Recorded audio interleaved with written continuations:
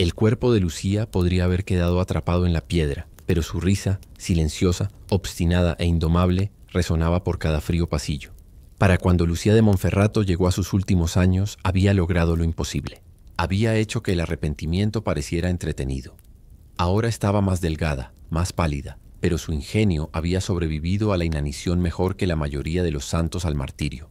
Cada regla que la abadesa imponía se convertía en un juego más que romper, en una broma más que forjar a partir de la miseria. Cuando le prohibieron hablar, aprendió a comunicarse con el ceño fruncido. Cuando le prohibieron las velas, aprendió a rezar a la luz de la luna. Cuando le pidieron que meditara sobre la muerte, dijo: «Al menos es algo nuevo». Las demás monjas empezaron a temerla y admirarla por igual. Lucía había convertido el silencio en rebelión, una protesta silenciosa que hacía que la obediencia pareciera una tontería. Incluso sus castigos habían perdido su efecto. Cuando le ordenaron ayunar por su insolencia, asintió solemnemente y dijo finalmente: «Una dieta que yo no inventé». Sin embargo, los años le pasaron factura. Su cuerpo se debilitó y su energía, antes desafiante, se atenuó, pero su espíritu permaneció irritantemente intacto. La abadesa la encontró una vez tarareando suavemente una canción de amor durante las oraciones vespertinas. Cuando la regañaron, Lucía sonrió y dijo que si el Señor no quería alegría en su casa, debería haber construido muros más silenciosos. Empezaron a circular rumores, como siempre ocurre cuando las instituciones no pueden controlar la narrativa. Algunos decían que se había vuelto loca, otros juraban que tenía visiones, que ángeles se le acercaban y se marchaban riendo. Un sacerdote que la visitó cerca del final la describió como una mujer de una claridad alarmante, demasiado consciente para su propia salvación. Cuando finalmente llegó la muerte no fue dramática. No se lamentó, ni se arrepintió, ni recitó salmos. Simplemente se acostó, susurró algo al techo, probablemente sarcástico, y cerró los ojos. Las hermanas la enterraron fuera de los muros del convento, como era costumbre con las monjas deshonradas. Sin embargo, la leyenda decía que la tierra sobre su tumba no se quedaba quieta. Cada mañana se movía ligeramente como si la tierra misma intentara dejarla salir. Años después, los peregrinos comenzaron a visitar su tumba, rezando no por milagros, sino por valentía, porque de alguna manera, entre sus blasfemias y risas, Lucía de Monferrato se había convertido en algo que la Iglesia jamás esperó, un símbolo de libertad. No una libertad santa, quizá, sino la que se niega a arrodillarse solo porque todos lo hacen.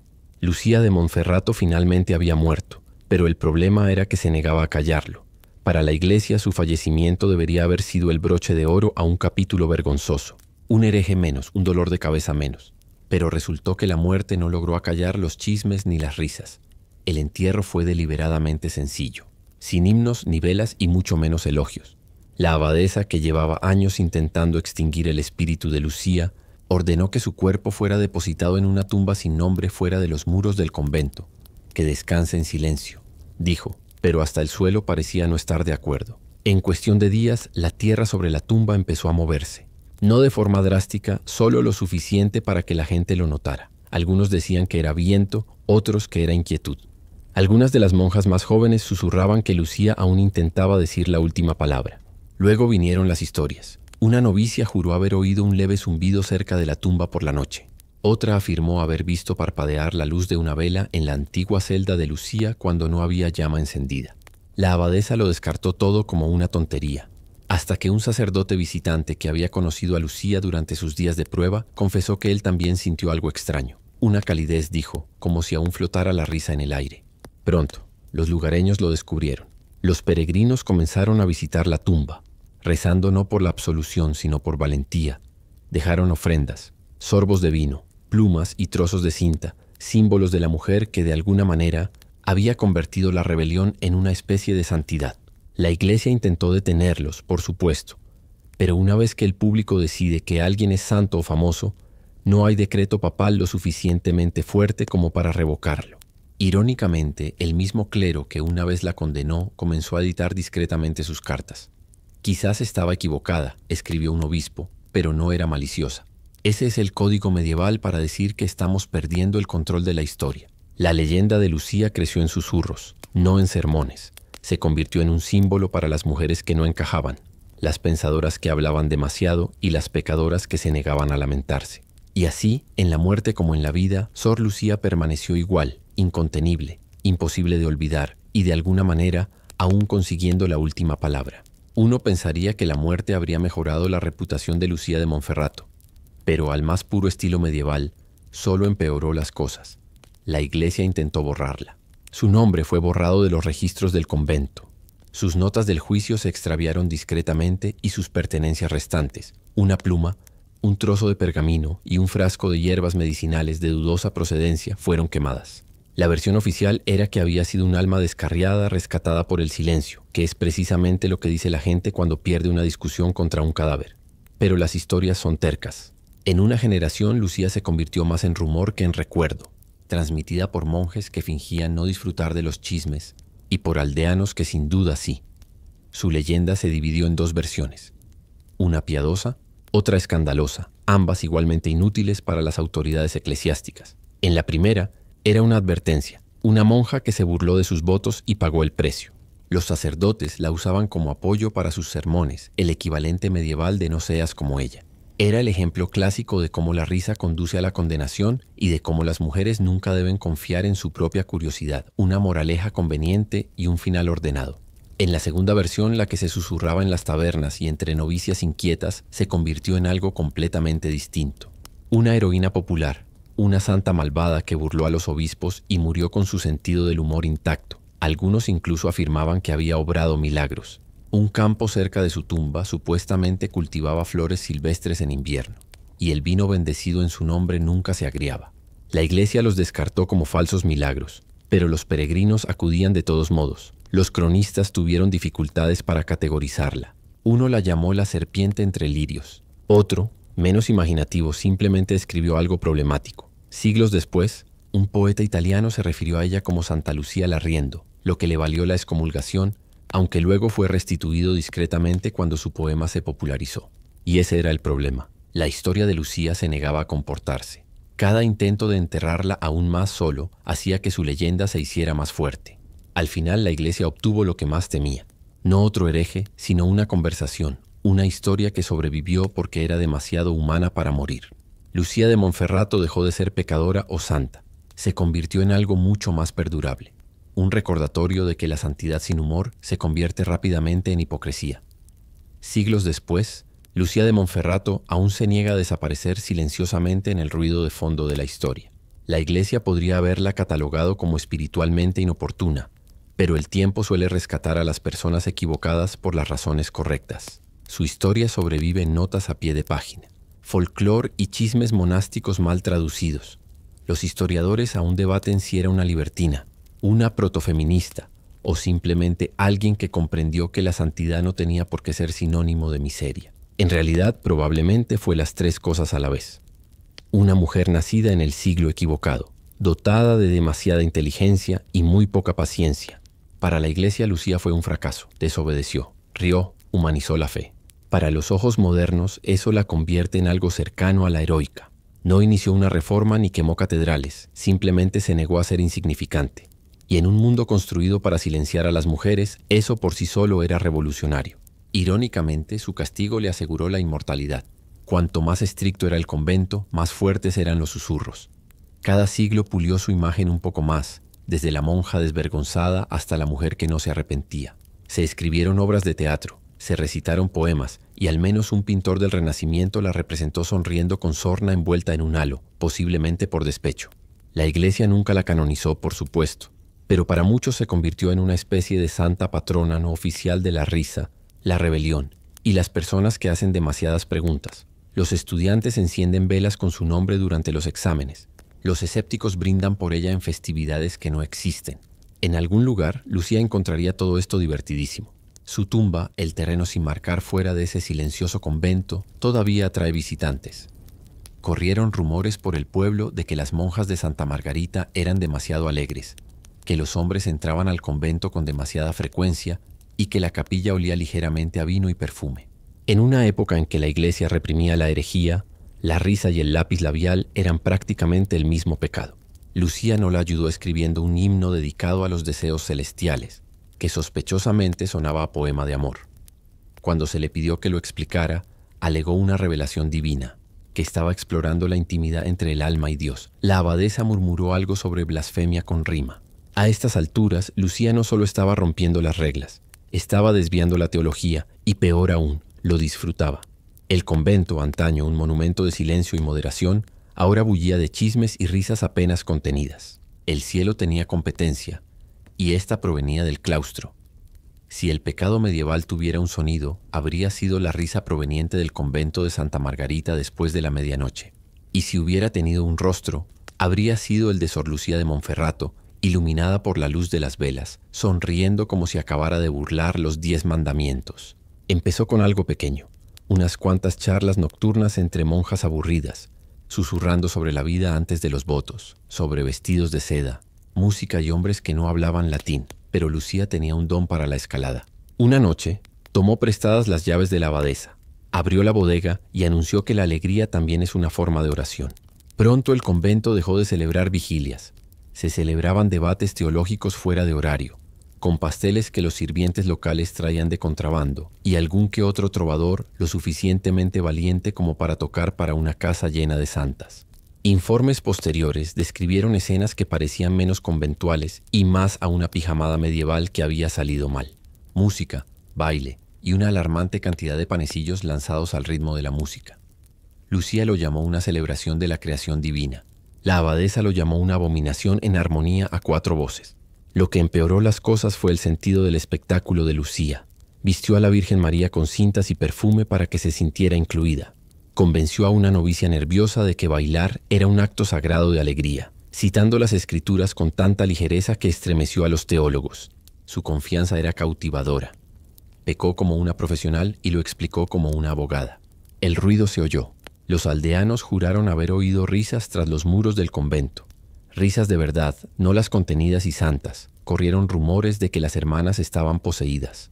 Un comerciante afirmó haber visto siluetas de monjas bailando a la luz de las velas, moviéndose como si las persiguieran demonios invisibles. No estaba del todo equivocado. Para cuando llegó el mensajero del obispo a investigar, Lucía había organizado un banquete penitencial con velas, cantos y un vino tinto sospechoso. Cuando le pidieron que explicara el ruido, respondió: «Alégrense, porque el Señor dijo que hiciéramos un ruido alegre». El mensajero se fue con más preguntas que fe. La abadesa finalmente prohibió las reuniones nocturnas, declarando que después del atardecer todo debía guardar silencio. Lucía asintió obedientemente y programó la siguiente fiesta para el amanecer. La reputación del convento se desmoronaba más rápido que su abastecimiento de vino, y entre las oraciones y los pasteles, Sor Lucía había fundado accidentalmente la versión medieval de la vida nocturna. Todo empezó con susurros, esos que hacen que hasta las paredes de piedra de un convento se inclinen. Una monja se le notaba.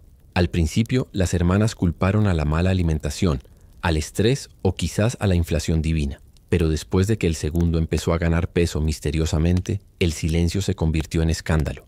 Un embarazo en un convento fue como ver humo en una fábrica de fuegos artificiales. Todos sabían que la cosa estaba a punto de estallar. La abadesa se desmayó. El confesor palideció.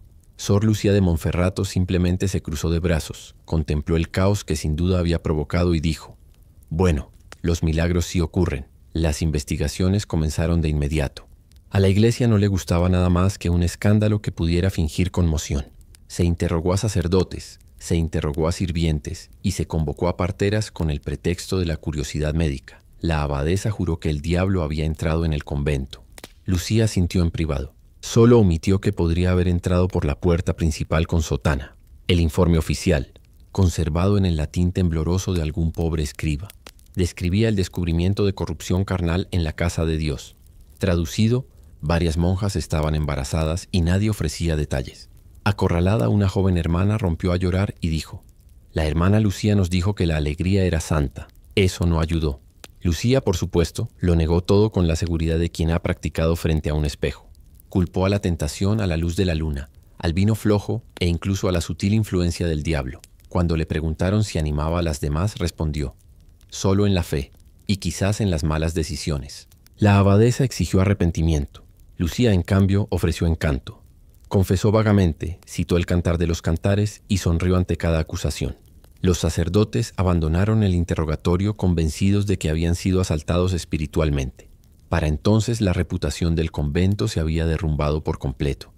Los lugareños murmuraban que Santa Margarita se había convertido en una casa de maternidad impía. Los comerciantes bromeaban diciendo que era más fácil conseguir vino de las hermanas que una oración. Un cronista incluso escribió que, entre esos muros, los votos son tan débiles como el hidromiel aguado. Ya no era un secreto, era un espectáculo. El obispo no podía ignorarlo. Roma tomaba notas y la abadesa estaba al borde de la combustión espontánea. Lucía, mientras tanto, simplemente se encogió de hombros y dijo: si el pecado se propaga tan rápido, quizá la alegría sea contagiosa. Y por una vez no se equivocaba del todo. Cuando el obispo finalmente llegó al convento de Santa Margarita, no fue para una visita amistosa ni para un sermón. Fue una intervención espiritual en toda regla, el equivalente medieval a que una empresa enviara a la sede central tras demasiados incidentes. El obispo Aldobrandini era un hombre serio, tenía una voz potente, un sombrero imponente y la flexibilidad moral de una estatua de mármol. Le habían advertido que el convento estaba espiritualmente comprometido. Imaginó orgullo, chismes, tal vez incluso cantos de himnos descuidados. Lo que encontró fue mucho peor. Llegó al amanecer esperando encontrar a las hermanas en oración matutina. En cambio, encontró a Lucía de Monferrato dirigiendo lo que solo podría describirse como un almuerzo con himnos. Había pasteles, risas y vino camuflado en cálices. Una monja tocaba el laúd, otra dormía a medio bocado. El obispo casi dejó caer su bastón. Lucía lo saludó cálidamente, hizo una reverencia y dijo: «Su gracia, qué amable de su parte acompañarnos». El Señor le pidió que diera la bienvenida a todos los invitados. Incluso le ofreció pan, lo cual, para ser justos, fue más una apuesta que una ofrenda de paz. Su inspección fue cuesta abajo a partir de ahí. La capilla olía ligeramente a perfume y a culpa. El confesionario contenía 2 botellas vacías y un zapato. Encontró una habitación cerrada con llave llena de telas finas, cartas de amor y algo que podría haber sido un laúd o un arma, según su fe en la música. Cuando exigió una explicación, la abadesa rompió a llorar, alegando que había perdido el control de la casa. Lucía dio un paso al frente y dijo con calma: «El control es una ilusión, su gracia. Solo la fe perdura». El obispo lo anotó antes de darse cuenta de que se burlaba de él. Intentó predicar el arrepentimiento, pero a mitad de su discurso alguien estornudó y Lucía gritó: «Dios te bendiga». La sala rió. El obispo casi arde. Al atardecer, declaró que el convento estaba contaminado por la corrupción mundana y ordenó una investigación exhaustiva. Antes de irse, le dijo a Lucía que era una deshonra para sus votos. Ella sonrió dulcemente y dijo: «Al menos no induje a nadie al pecado». Esa noche, Lucía brindó por su inminente destino con lo que quedaba de vino. El obispo quería una confesión, les dijo a las hermanas. «Mañana le daré una función». La investigación ni siquiera había comenzado, y ella ya la había convertido en un teatro. Cuando el obispo Aldobrandini dejó Santa Margarita, no solo dejó indignación, dejó papeleo. En una semana comenzó una investigación eclesiástica oficial, con escribas, testigos y una presunción que solo la burocracia medieval podía producir. 3 hombres llegaron para restaurar la santidad. El padre Gregor, que tomaba notas de todo, el hermano Paolo, que se estremecía ante la luz del sol, y un inquisidor dominico que parecía que preferiría quemar a alguien. Instalaron una mesa de tribunal en la capilla, bajo un fresco del juicio final, un decorado perfecto para lo que estaba a punto de suceder. Los interrogatorios comenzaron con las monjas, en silencio. La mayoría lloró, algunas confesaron y algunas se desmayaron para dar un toque dramático. Cuando se les preguntó sobre Sor Lucía de Monferrato, las respuestas variaron desde «es bondadosa» hasta «es el diablo con toca». El padre Gregor subrayó esto último 2 veces. Pronto llegaron las pruebas y fueron gloriosas.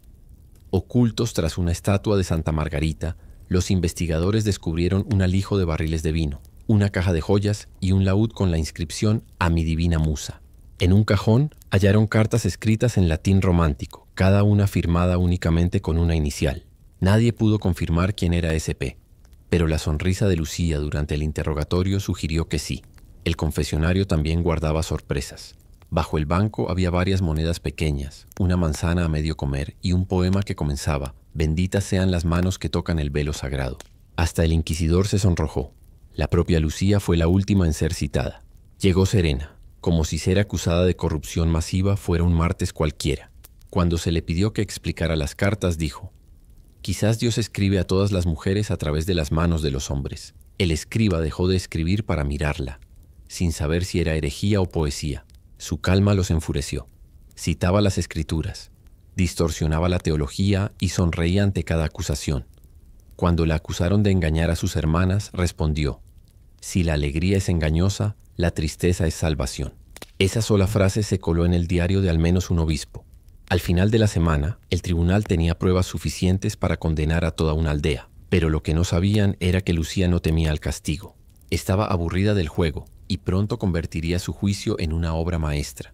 En la Europa medieval, los juicios rara vez se centraban en la justicia, eran teatro, y Sor Lucía de Monferrato estaba a punto de ofrecer la actuación de su vida. La sala estaba abarrotada. Sacerdotes, nobles, monjes y al menos 2 comerciantes que evidentemente habían acudido solo para ver el drama. El aire estaba cargado de incienso, juicio y un ligero olor a pergamino húmedo. Lucía se encontraba ante ellos con su sencillo hábito negro, que de alguna manera logró que pareciera una declaración. Se leyeron en voz alta los cargos: desobediencia, blasfemia, seducción, alegría ilícita, abuso del vino sagrado e incitación a la risa indecorosa. Ese último provocó una sonora exclamación del público. Reírse no era un delito, pero bien podría haberlo sido. Lucía escuchó pacientemente con la cabeza ligeramente ladeada, como quien escucha un menú del que no ha pedido nada. Cuando el obispo le preguntó si tenía algo que decir en su defensa, juntó las manos y dijo: «Su gracia, simplemente seguí el ejemplo de nuestro Señor, rodeada de pecadores, incomprendida por los sacerdotes». La sala quedó en silencio. El escriba dejó caer la pluma. Los fiscales presionaron con más fuerza. Agitaron las cartas, los recibos de vino e incluso un laúd como prueba. Lucía los examinó con leve interés y comentó: «Veo que la casa del Señor por fin aprecia la buena música». Eso no ayudó. Se llamó a testigos. Algunos lloraron, otros testificaron que Lucía fomentaba una frivolidad impropia de mujeres santas. Una novicia nerviosa juró que Lucía le había enseñado a reír durante la Cuaresma. Lucía sonrió levemente y dijo: «Si la alegría ofende al cielo, me temo que el paraíso estará terriblemente silencioso». La paciencia del inquisidor se agotó. Gritó que ella se había burlado de la orden sagrada. Lucía hizo una leve reverencia y respondió: «La burla implica esfuerzo, padre. Simplemente fui honesto». Incluso los guardias sonrieron con sorna. El veredicto, por supuesto, estaba predeterminado. El tribunal la declaró culpable de conducta escandalosa y corrupción de la santa vocación. Su castigo, penitencia pública y confinamiento de por vida en un convento más estricto. Lucía se santiguó cortésmente y dijo: «Al menos no me excomulgaron. Disfruto mucho de la compañía». Ese era el problema con Lucía. Por mucho que intentaran avergonzarla, seguía robando protagonismo. Al terminar el juicio, el clero se marchó con la dignidad minada. El público susurró con asombro. Y la hermana Lucía, la peor monja de la historia, se marchó sonriendo. Cuando la iglesia dictó sentencia, no solo castigó el cuerpo, sino que intentó aplastar la personalidad, lo que en el caso de Lucía de Monferrato fue prácticamente una declaración de guerra. Su sentencia debía ejecutarse con plena humildad y contrición pública. Traslación, humillación, inanición y un nuevo domicilio donde la iglesia pudiera fingir que no existía. El castigo comenzó con la procesión de penitencia. A Lucía la despojaron de su hábito más elegante, le dieron un saco de lana tosco y la hicieron desfilar descalza por las calles, sosteniendo una vela que goteaba más rápido que ella al caminar. La multitud se reunió, los campesinos la miraban boquiabiertos, los comerciantes susurraban y, según se dice, una mujer gritó: «Al menos ha vuelto a hacer que la iglesia sea interesante». Los sacerdotes cantaban salmos mientras Lucía murmuraba su propio comentario en voz baja. «Bienaventurados los mansos», dijeron. «Temporalmente», respondió ella. Alguien tosió para disimular una risa. En las escaleras de la catedral, la obligaron a arrodillarse y pedir perdón por corromper a otros. Lucía se arrodilló, pero en lugar de llorar, levantó la vista y dijo: «Si la alegría es pecado, perdóname por propagarla». El obispo, que ya lamentaba haber oído su nombre, simplemente hizo un gesto a los guardias. Su destino final era un convento fortaleza a las afueras de Siena, más frío, más estricto y construido específicamente para albergar a mujeres que pensaban demasiado. Debía vivir en silencio, ayunando 2 veces por semana y hablando solo para confesar sus pecados. La ironía era exquisita. Enviaron a la mujer más habladora de la cristiandad al lugar más tranquilo del mundo. Al llegar, Lucía miró las paredes grises y murmuró: «Al menos la arquitectura se adapta al ambiente». La abadesa de su nuevo convento la recibió con fría autoridad y la promesa de redención. Lucía sonrió levemente y dijo: «He oído que la redención está sobrevalorada». Eso le valió sus primeros 3 días sin cenar. Su celda era pequeña, su comida insípida, su compañía se limitaba a santos pintados en las paredes, e incluso ellos parecían querer irse. Sin embargo, de alguna manera no se derrumbó. Si la iglesia quería remordimiento, recibió sarcasmo. Si quería silencio, obtenía una sutil rebelión. La lengua de Lucía estaba enjaulada, pero su mente y su leyenda apenas comenzaban a divagar. El nuevo convento era menos una casa de Dios y más una celda de detención con mejor acústica. Se asentaba en una colina solitaria a las afueras de Siena, rodeada de murallas tan altas que impedían la luz del sol y el optimismo. Las hermanas eran conocidas por su disciplina, su silencio y la ausencia total de cualquier cosa que se pareciera a la diversión. Lucía de Monferrato llegó como su nueva advertencia. Su reputación la precedía. La monja risueña, el vino de Satanás, la novia impenitente de Cristo. La abadesa la recibió con la sonrisa que suele reservarse para leprosos y recaudadores de impuestos. «Aquí encontrarás paz», dijo con frialdad. Lucía respondió: «Si lo hago, te lo haré saber». Eso le valió 6 horas de rodillas como calentamiento espiritual. La vida diaria era desoladora. Las monjas se levantaban antes del amanecer, comían pan que también podía servir de material para techar y rezaban hasta que sus rodillas olvidaban lo que era la comodidad. Se les prohibía conversar. Incluso los pájaros de afuera tenían el buen sentido de guardar silencio. Lucía, sin embargo, se negó a rendirse a la monotonía. Empezó a garabatear pequeñas notas en las paredes de su celda, observaciones breves, secas y desafiantes.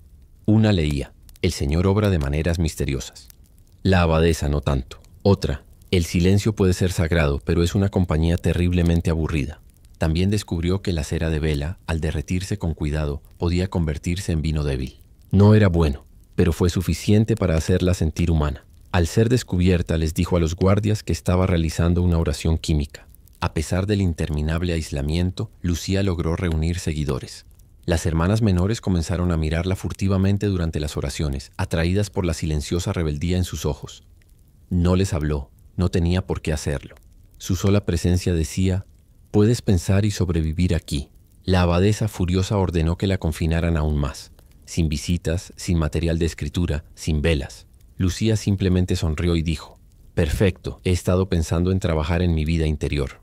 Los días se convirtieron en meses, los meses en años, y aunque la abadesa creía haber enterrado a una pecadora, sin querer había preservado una leyenda.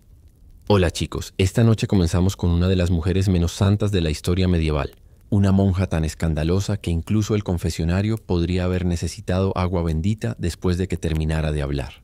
Así que antes de que se pongan cómodos, tómense un momento para darle me gusta al video y suscribirse, pero solo si de verdad disfrutan lo que hago aquí. Y cuéntenme en los comentarios desde dónde nos sintonizan y qué hora es para ustedes. Siempre es fascinante ver quién se une a nosotros desde cualquier parte del mundo. Ahora baja las luces. Quizás enciende un ventilador para ese suave zumbido de fondo. Y adentrémonos en el viaje de esta noche juntos. En la Italia del siglo XIV, encontrar tu vocación no se trataba de espiritualidad, sino de que tu padre se quedara sin dinero. Si eras la hija extra en una casa noble, felicidades. Estabas a punto de casarte con Jesús contra tu voluntad, sin dote, sin pretendientes, sin problemas. El convento era la versión medieval de «la mandamos a vivir a una granja en el norte del estado». Así fue como Lucía de Monferrato entró en la vida santa, pataleando, gritando y probablemente murmurando ingeniosos insultos sobre todos los involucrados. No era piadosa, ni humilde, ni callada, 3 cualidades que definían básicamente a las monjas. Lo que era: inteligente, sarcástica y dolorosamente consciente de que su familia había cambiado su libertad por un aburrimiento eterno. Tenía 17 años, demasiado lista para su propio bien, y no era el tipo de mujer que podía pasarse el día mirando un crucifijo sin hacer ningún comentario sobre la decoración. Su nuevo hogar, el convento de Santa Margarita, era un gélido rectángulo de piedra lleno de corrientes de aire, disciplina y desesperación.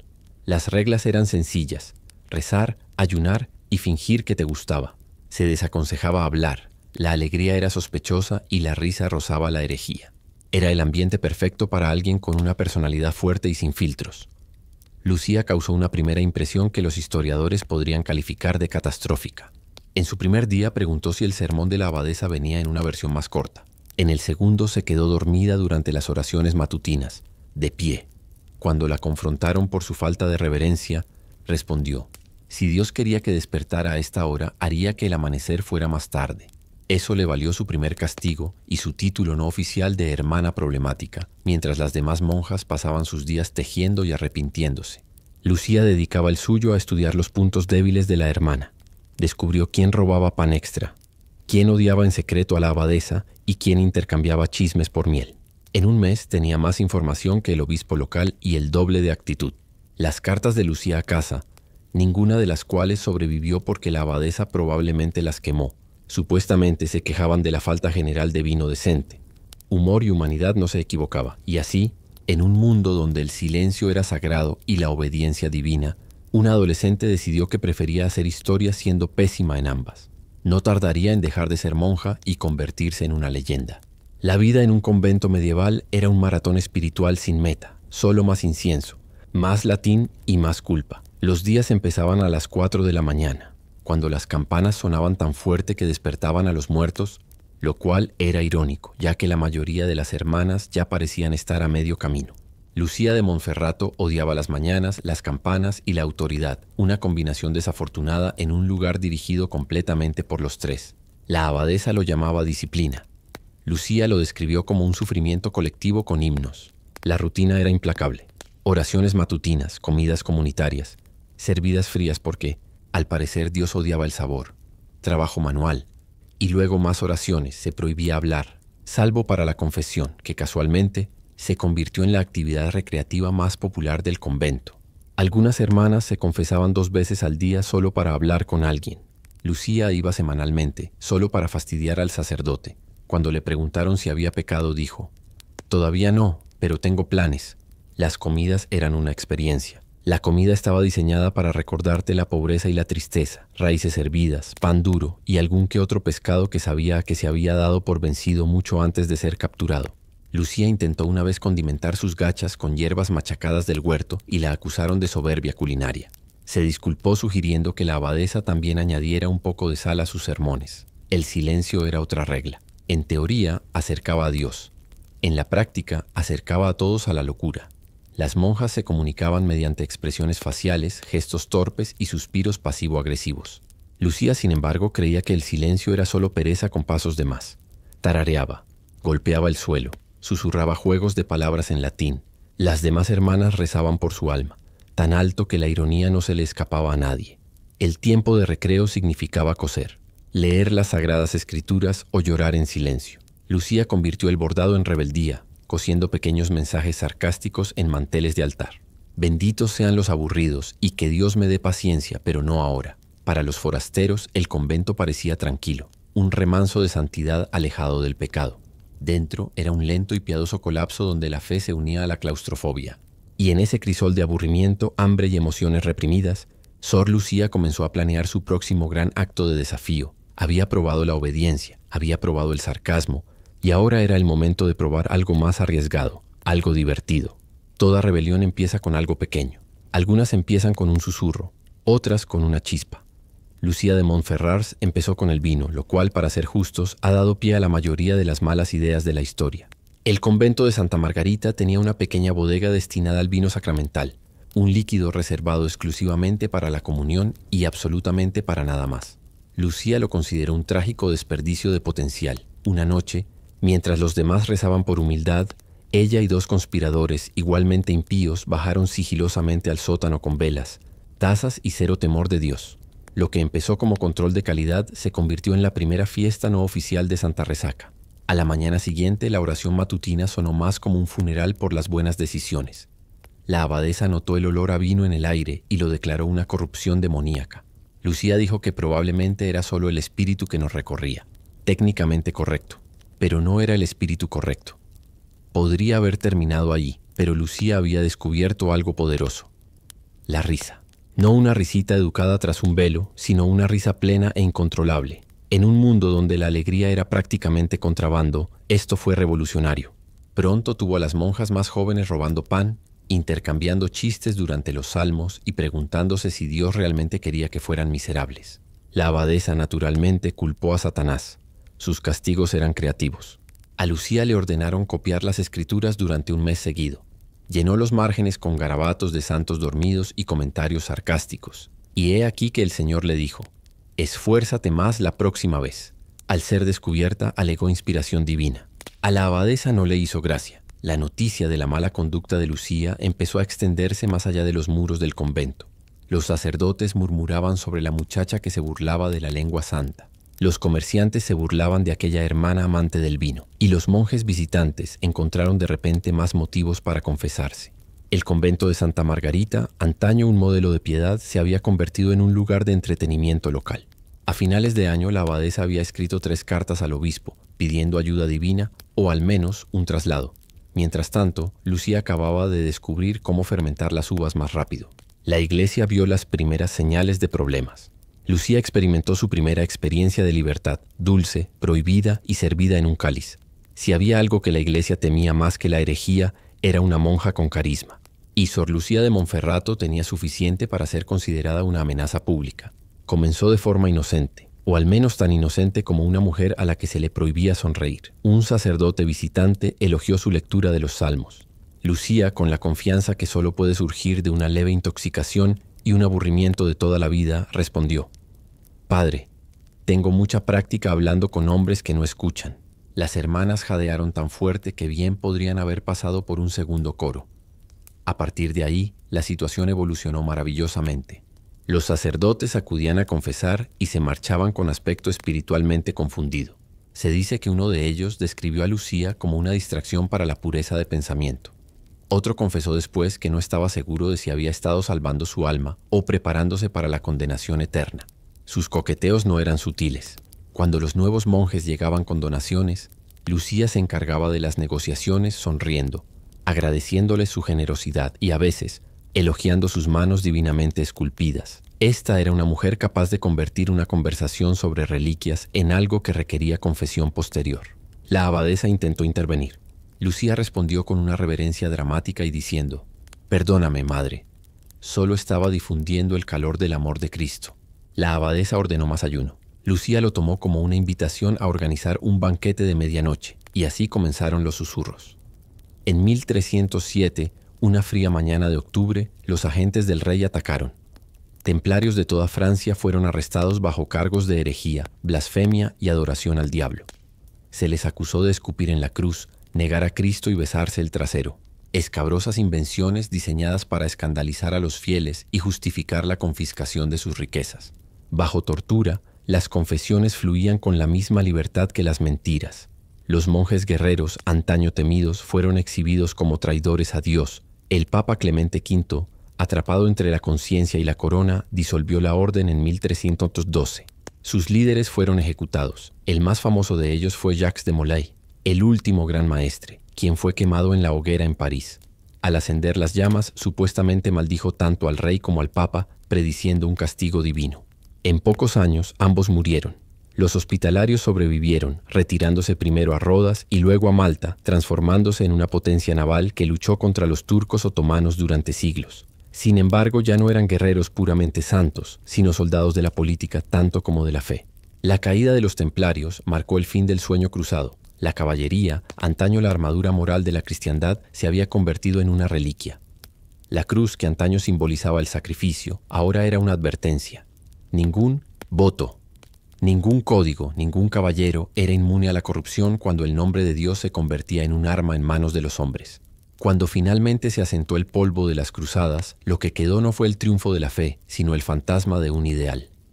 El código de caballería, antaño concebido para elevar la guerra a la categoría de virtud, sobrevivió mucho después del derrumbe de los reinos cruzados. Persistió en la poesía, en las leyendas y en la imaginación de quienes necesitaban creer que el honor podía sobrevivir a la brutalidad. Pero la verdad, como siempre, era confusa. De las cenizas de la Tierra Santa surgió el mito del noble caballero, valiente, puro y leal tanto a Dios como a la dama. Los trovadores cantaban sobre valientes cruzados que luchaban contra los paganos de día y cortejaban la virtud de noche. Las sombrías realidades del hambre, la codicia y las masacres fueron suprimidas discretamente. Lo que había sido una campaña de conquista se convirtió en el recuerdo en un romance de rectitud. Europa necesitaba héroes, no carniceros, y la caballerosidad los proveía. Escritores como Chrétien de Troyes y posteriormente Godofredo de Monmouth transformaron a los verdaderos cruzados en arquetipos brillantes. Lancelot, Galahad y el caballero de virtud intachable. El campo de batalla se convirtió en escenario de un drama moral, donde la fe y el coraje triunfaron sobre el caos. Incluso los reyes adoptaron el lenguaje de la caballería para pulir su gobierno. Órdenes como la jarretera en Inglaterra y el Toisón de Oro en Borgoña afirmaban descender del espíritu cruzado, aunque sus batallas se libraban más con etiqueta que con espadas. Irónicamente, cuanto más se civilizaba Europa, más románticas se volvían las cruzadas. Para el Renacimiento, las sangrientas campañas del siglo XII se habían reinterpretado como una época dorada de honor. Los artistas pintaron caballeros. Arrodillados ante damas etéreas, los poetas convirtieron la masacre en melodía. Sin embargo, bajo el mito, las contradicciones persistían. Los mismos ideales que justificaban la misericordia también santificaban el asesinato, y el mismo código que predicaba la humildad también glorificaba la conquista. Aún así, la caballería dejó tras de sí un vocabulario moral que moldeó siglos de pensamiento. Conceptos como la causa noble, el honor en la guerra y la misericordia con los vencidos remontan su linaje a aquellos votos medievales jurados bajo la cruz. Incluso los soldados modernos, en sus juramentos y conducta, evocan fragmentos de ese credo olvidado. Al final, el código de caballería era menos un reglamento que un espejo, que reflejaba lo mejor y lo peor de quienes lo ejercían. En las cruzadas, ese espejo se quebró, pero nunca se hizo añicos. Sus fragmentos aún brillan en cada lucha entre la fe y la humanidad que la historia se atreve a repetir. Cuando un caballero medieval juraba tomar la cruz, no solo aceptaba luchar, unía su alma a una misión. La ceremonia era mitad ritual religioso, mitad transformación teatral. Antes de partir, un sacerdote bendecía la espada del caballero, lo rociaba con agua bendita y bordaba una cruz carmesí en su manto. Desde ese momento su vida dejó de ser suya. Era Mileto, un soldado de Cristo. Pero el verdadero significado de ese juramento era más complejo de lo que la Iglesia quería admitir. Se suponía que el código de caballería era claro: proteger a los débiles, honrar la palabra dada y luchar solo por una causa justa.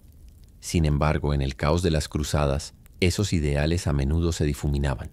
El mundo del caballero era un mundo de contradicciones. La piedad se mezclaba con el orgullo, la santidad con la matanza. Muchos hacían el voto por fe, otros por tierras o reputación. Algunos eran devotos peregrinos, otros eran oportunistas envueltos en armadura y absolución. Matar en Tierra Santa no era pecado, sino servicio. Siempre y cuando, por supuesto, se matara a las personas adecuadas. Aún así, la noción de caballería ofrecía una brújula moral, por muy precaria que fuera. Se esperaba que un cruzado fuera a la vez guerrero y santo, fiero en la batalla pero misericordioso con los caídos. Las crónicas hablan de caballeros que se detenían en medio de la lucha para conceder clemencia o compartir agua con un enemigo, gestos que parecían milagrosos en medio de la sangre. Morir en la batalla por Dios era la redención definitiva. Romper un voto era la condenación, pero la tentación estaba por todas partes. El botín de Jerusalén brillaba más que la virtud. El saqueo, el rescate y la venganza a menudo hablaban más fuerte que la oración. Incluso los guerreros más santos se encontraban en una lucha entre la devoción y el deseo. Y la Iglesia, siempre pragmática, hacía la vista gorda mientras se conseguían victorias. La espada estaba santificada, el pecado, negociable. Para el mundo exterior, estos peregrinos acorazados eran héroes divinos. Para quienes cabalgaban entre ellos, la verdad era más humana. El juramento de la cruz exigía pureza, pero el camino a la salvación estaba sembrado de ambición, avaricia y sangre. Cada caballero cabalgó hacia el este creyéndose un siervo santo. Pero en los desiertos de Siria y las calles de Jerusalén, muchos descubrieron que la mayor batalla no era contra los infieles, sino contra sus propias almas. Antes de que un hombre pudiera blandir una espada por la cristiandad, debía aprender a blandirla para sobrevivir. La formación de un caballero cruzado comenzaba en la infancia, no con la oración sino con disciplina, contusiones y obediencia. A partir de los 7 años, los niños nobles eran enviados desde sus hogares familiares para servir como pajes en la casa de otro señor. Aprendían a pulir armaduras, cuidar caballos y servir vino en banquetes. Todo ello mientras asimilaban las costumbres de la corte. A los 14 años, se convertían en escuderos, un paso más cerca de la dorada ilusión de la caballería. La vida de un escudero era una paradoja. Entrenaba a diario con armas sin filo, practicaba justas hasta que le dolían las costillas y memorizaba códigos de honor que pocos seguirían. El comportamiento de su amo se convirtió en su educación. Si ese amo era piadoso, el niño aprendía humildad. Si era cruel, aprendía a disimular la crueldad con cortesía. Por la noche, el escudero limpiaba cotas de malla cubiertas de barro y sangre, preguntándose si las leyendas de nobles caballeros habrían sido alguna vez ciertas. Cuando la primera cruzada convocó a Europa a las armas, este sistema produjo una generación perfectamente adaptada a su causa. disciplinada, ambiciosa y acostumbrada a la jerarquía. Se les enseñó que la obediencia era virtud y que la violencia santificada era santa. La Iglesia capitalizó este condicionamiento, transformando el rol del caballero, de vasallo a defensor de la fe. Un guerrero que antes luchaba por las costumbres de su señor, ahora luchaba por el reino de Dios. La retórica era embriagadora. El pecado podía ser lavado con una sola campaña. El paraíso garantizado por el coraje y la sangre. La ceremonia de caballería, el adouberment, estaba impregnada de simbolismo. El joven se bañaba para purificar su cuerpo, rezaba toda la noche para purificar su alma y al amanecer recibía su espada en nombre de la Iglesia. La bendición del sacerdote lo transformó de soldado a siervo del cielo. Pero ese mismo ritual también sancionó lo que vino después: matanza, conquista y venganza como actos de justicia. En esencia, el cruzado se forjó mediante la contradicción ritualizada. Fue entrenado para matar, pero le dijeron que era misericordia. Le enseñaron humildad, pero le prometieron gloria, atado por la fe, pero impulsado por la ambición. Para cuando zarpó hacia Tierra Santa, llevaba no solo espada y escudo, sino el peso insoportable de ser a la vez pecador y santo. Cuando los caballeros cruzados vislumbraron por primera vez las murallas de Jerusalén, se creyeron instrumentos elegidos de Dios. Durante semanas, los sermones les habían prometido la salvación. Ahora la ciudad santa brillaba ante ellos como un espejismo divino. Sin embargo, una vez que cayeron las puertas, el cielo rápidamente dio paso al infierno. Los ideales de caballerosidad, misericordia, moderación y honor se disolvieron en el calor de la victoria. Según los cronistas, las calles de Jerusalén rebosaban sangre hasta los tobillos. No fue el triunfo de los santos, sino de los soldados. Aquí residía la paradoja central del honor de los cruzados. Un caballero juraba proteger a los inocentes. Sin embargo, en campañas, inocente se convertía en un término flexible. Civiles sarracenos eran masacrados sin remordimientos, judíos quemados vivos en sus sinagogas, mujeres esclavizadas como trofeos de conquista. Y sin embargo, tras cada masacre, los sacerdotes bendecían a los vencedores y declaraban sus pecados perdonados. Matar en nombre de Dios no era un crimen, sino una purificación. Aún así, en medio de ese caos, algunos caballeros se aferraban al código caballeresco como una reliquia en medio de la tormenta. Se dice que hombres como Tancredo de Hauteville, famoso por su valentía y compasión, ofrecieron protección a mujeres y sacerdotes durante el saqueo de Jerusalén. Otros defendieron las reglas del rescate, prefiriendo capturar enemigos antes que matarlos. Un pequeño, casi inútil, gesto de contención en medio de la locura. Para estos caballeros, el honor no residía en la victoria, sino en cómo se conseguía. El duro desierto ponía a prueba tanto la fe como la moralidad. La comida se pudría, el agua escaseaba y los cadáveres de sus camaradas recordaban a diario a los cruzados que la muerte llegaba antes que la gloria. En tales circunstancias, la caballería solía ceder ante la supervivencia, pero aún así el mito perduró.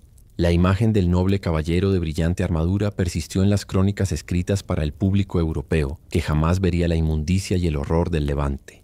Era más fácil venerar el símbolo que afrontar la verdad. Para cuando los primeros ejércitos cruzados regresaron a casa, cargaban con reliquias y cicatrices a partes iguales. Muchos eran celebrados como guerreros santos, pero aún los atormentaba lo que habían hecho. Por cada historia de honor, quedaban 100 historias de avaricia, crueldad y pérdida de fe. En Tierra Santa, la caballería no había sido destruida. Había sido puesta a prueba y en la mayoría de los casos hallada deficiente. De la sangre y el caos de la primera cruzada surgió una orden sin precedentes. Una hermandad de monjes que luchaban como caballeros y rezaban como santos, los Caballeros Templarios, fundada alrededor de 1119 por Hugues de Payens y un pequeño grupo de compañeros. Su misión era engañosamente simple: proteger a los peregrinos cristianos que viajaban a Jerusalén. Pero lo que comenzó como un puñado de caballeros pobres, pronto se convirtió en la orden militar más poderosa de la cristiandad, guiada por un código que fusionaba la caballería con la disciplina monástica. Cada uno individualmente, sin siquiera sus armas, dormía en salones comunales sobre esteras de paja junto a sus caballos. Sus mantos blancos, adornados con una cruz roja, simbolizaban la pureza y el sacrificio, una promesa visual de vivir y morir por Dios. La regla templaria, aprobada por la Iglesia, exigía una estricta devoción. Prohibidas las conversaciones ociosas, los juegos de azar, las palabrotas y las posesiones privadas. En teoría, la vida de un templario era de santa sencillez. En la práctica, era una prueba incesante de lealtad y moderación. A diferencia de los cruzados comunes, los templarios veían la batalla no como una oportunidad, sino como una penitencia. Morir en combate no era un fracaso, era la salvación. La regla prohibía la retirada a menos que los superaran en número 3-1, e incluso entonces solo con permiso. Su disciplina era legendaria. Los cronistas escribieron que cargaban como un solo hombre, silenciosos bajo sus estandartes blancos, marcados con el Beau Sans, su estandarte blanco y negro, que simbolizaba la lucha entre el bien y el mal. Sin embargo, a pesar de su santidad, los templarios no eran inmunes a la tentación mundana. Su valentía los hacía indispensables para los reyes. Su piedad les granjeó la confianza de la Iglesia. Pronto las donaciones llovieron. Tierras, oro, castillos, hasta que los caballeros, que eran pobres, se convirtieron en banqueros y poderosos de Europa. Construyeron fortalezas por toda Tierra Santa, vigilaron las rutas comerciales y prestaron dinero a los monarcas que oraban por sus almas y pedían préstamos para sus guerras. Así la paradoja se agudizó. Los templarios predicaban la pobreza pero acumulaban riquezas, juraban obediencia pero influían en los papas, proclamaban humildad pero se situaban por encima de los príncipes. Su código era puro, su conducta a menudo no. Aún así, para sus enemigos, seguían siendo el corazón de hierro de la cristiandad, guerreros que creían que la muerte en el campo de batalla no era una derrota, sino la victoria eterna. Si los templarios representaban la espada de las cruzadas, los caballeros hospitalarios eran su escudo. Su origen no residía en la conquista, sino en la compasión. Mucho antes de que Jerusalén fuera tomada por los cruzados, un grupo de monjes había establecido allí un pequeño hospital, refugio para peregrinos cansados que buscaban atención tras el largo y peligroso viaje a Tierra Santa. Cuando la primera cruzada transformó esa peregrinación en Guerra Santa, los cuidadores del hospital tomaron las armas. Se convirtieron en monjes guerreros, unidos por la fe, pero templados por la misericordia. Los hospitalarios juraban los mismos votos que otras órdenes religiosas: pobreza, castidad y obediencia, pero su regla enfatizaba el servicio. Eran primero sanadores, luego soldados. Se esperaba que cada caballero atendiera a los enfermos, les lavara los pies y les diera de comer antes que a sí mismo. Su lema, Tuitio Fidei et obsequium pulperum, defensa de la fe y servicio a los pobres, reflejaba la doble naturaleza de su misión.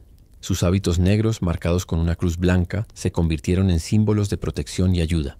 Entre los gruesos muros de sus hospitales, los peregrinos encontraban no solo atención médica, sino también dignidad. Los cronistas señalaban que las enfermerías de los hospitalarios eran tan limpias y ordenadas que los enfermos yacían como en el paraíso. Sin embargo, más allá de esos serenos salones, los caballeros eran feroces en la batalla. Vigilaban caminos, escoltaban caravanas y defendían fortalezas por toda Tierra Santa y, posteriormente, por el Mediterráneo. Su fuerte en Crac de Chevalier, en Siria, se convirtió en una fortaleza legendaria, mitad monasterio, mitad fortaleza, mitad milagro de resistencia. Aún así, la caridad de los hospitalarios no estuvo exenta de contradicciones. Su riqueza creció con su fama, las donaciones llegaban a raudales desde toda Europa. Fincas, castillos e incluso pueblos enteros. Los caballeros, que comenzaron atendiendo a los pobres, acabaron comandando flotas y ejércitos. Sus hospitales se convirtieron en hospitales del imperio, lugares donde la fe se encontraba con el poder. Sin embargo, a diferencia de otras órdenes, los hospitalarios mantuvieron un sentido de humildad a través de la acción. Cuando la peste azotaba, cuidaban a los infectados en lugar de huir. Incluso sus enemigos los respetaban. Los cronistas musulmanes registraron actos de misericordia, señalando que los enemigos heridos a veces eran tratados junto con pacientes cristianos. El caballero hospitalario era una rara fusión de monje, médico y guerrero, prueba de que la caballería, en su máxima expresión, podía curar tanto como herir. A la sombra de la conquista encarnaban lo que las cruzadas a menudo olvidaron. Esa verdadera fuerza residía no solo en el coraje, sino también en la compasión. Mientras Europa glorificaba a sus caballeros cristianos como ejemplos de honor, los cruzados pronto descubrieron que sus adversarios musulmanes, los sarracenos, tenían un código caballeresco propio, que a menudo superaba sus propios ideales. Al otro lado del campo de batalla, los guerreros del Islam vivían según los principios de Futuwa, una combinación de coraje, generosidad e integridad moral. Al igual que la caballería cristiana, se trataba menos de religión y más de virtud bajo fuego. Para los cruzados, los sarracenos fueron inicialmente considerados infieles y bárbaros, pero el contacto, a menudo mediante la guerra, a veces mediante treguas, los obligó a revaluarse. Muchos caballeros, curtidos por años de derramamiento de sangre, encontraron a sus enemigos más disciplinados, cultos y misericordiosos que ellos. Entre ellos se alzaron figuras legendarias como Saladino, conocido en Occidente como Saladino. Para los musulmanes era un defensor de la fe. Para sus enemigos era la personificación de la nobleza bélica. La reputación de clemencia de Saladino se convirtió en el modelo a seguir de la conducta caballeresca. Cuando Jerusalén cayó ante él en 1187, no masacró a la población como lo habían hecho los cruzados un siglo antes. En cambio, ofreció rescates e indultos. Mujeres y niños se salvaron. Incluso las iglesias de la ciudad permanecieron en pie. Cronistas de ambos bandos registraron sus acciones con asombro. El propio Ricardo Corazón de León, aunque enemigo, admiraba el honor de Saladino. Ambos incluso intercambiaron regalos durante las treguas, incluyendo un halcón y un preciado caballo árabe. Este intercambio de respeto entre religiones transformó el significado de la caballería. Los cruzados que sobrevivieron a largas campañas en Oriente regresaron a Europa con relatos del refinamiento sarraceno, su poesía, su medicina y su cortesía tanto en la batalla como en la diplomacia. En cambio, muchos se dieron cuenta de que su propia conducta a menudo no estaba a la altura de sus ideales profesados. El enemigo, al parecer, había dominado las mismas virtudes que el cristianismo afirmaba poseer. Los sarracenos también practicaban una moderación en la guerra que conmocionó a los europeos. Valoraban el coraje pero no la crueldad, el valor pero no la vanidad. Incluso en la victoria buscaban la dignidad por encima de la venganza. Para muchos cruzados esto fue a la vez humillante y conmovedor. Reveló una verdad que perduró mucho después del fin de las guerras: que la caballerosidad no nació en Europa ni pertenecía a ninguna fe. Era un código universal que se encontraba allí donde el honor perduraba en medio del caos. A pesar de sus nobles ideales, el mundo de las cruzadas estaba plagado de traiciones.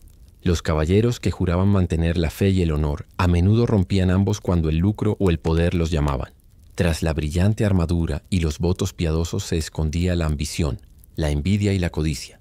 El código de caballería, destinado a santificar el campo de batalla, se convirtió en muchos casos en una prenda usada por respetabilidad. La decadencia comenzó pronto. Durante la primera cruzada, nobles rivales se disputaron títulos y botín incluso antes de llegar a Tierra Santa. Cuando la ciudad de Antioquía fue finalmente capturada, los ejércitos cristianos se enfrentaron entre sí para ver quién merecía gobernarla. Mientras los sacerdotes cantaban himnos de triunfo, los caballeros desenvainaban sus espadas contra sus propios aliados. El honor, al parecer, era negociable cuando se trataba de oro o gloria. Para las cruzadas posteriores, esta hipocresía se había institucionalizado. La Cuarta Cruzada, convocada para recuperar Jerusalén, saqueó Constantinopla, la mayor ciudad cristiana de Oriente. Los caballeros latinos saquearon catedrales, profanaron altares y saquearon reliquias en nombre de Dios. Ciudadanos bizantinos fueron masacrados por hombres que portaban cruces en sus capas. Ningún ejército sarraceno había infligido tal humillación a la cristiandad, solo sus propios soldados. Los templarios y los hospitalarios, antaño aliados, se convirtieron en acérrimos rivales, compitiendo por la influencia sobre reyes y papas. Sus fortalezas se convirtieron en fortalezas de orgullo. En el Levante, los caballeros traicionaron treguas a cambio de tierras, vendieron prisioneros cristianos a musulmanes a cambio de un rescate e ignoraron las órdenes papales cuando les convenía. Por cada juramento prestado, escribió un cronista, 2 se rompían antes del atardecer. Las contradicciones eran flagrantes. Los predicadores prometían perdón de pecados a los cruzados que cargaran con la cruz, pero muchos regresaban a casa espiritualmente vacíos, atormentados por las atrocidades que habían cometido en nombre de Dios. Otros se enriquecieron, pagando sus nuevas propiedades con plata y sangre saqueadas.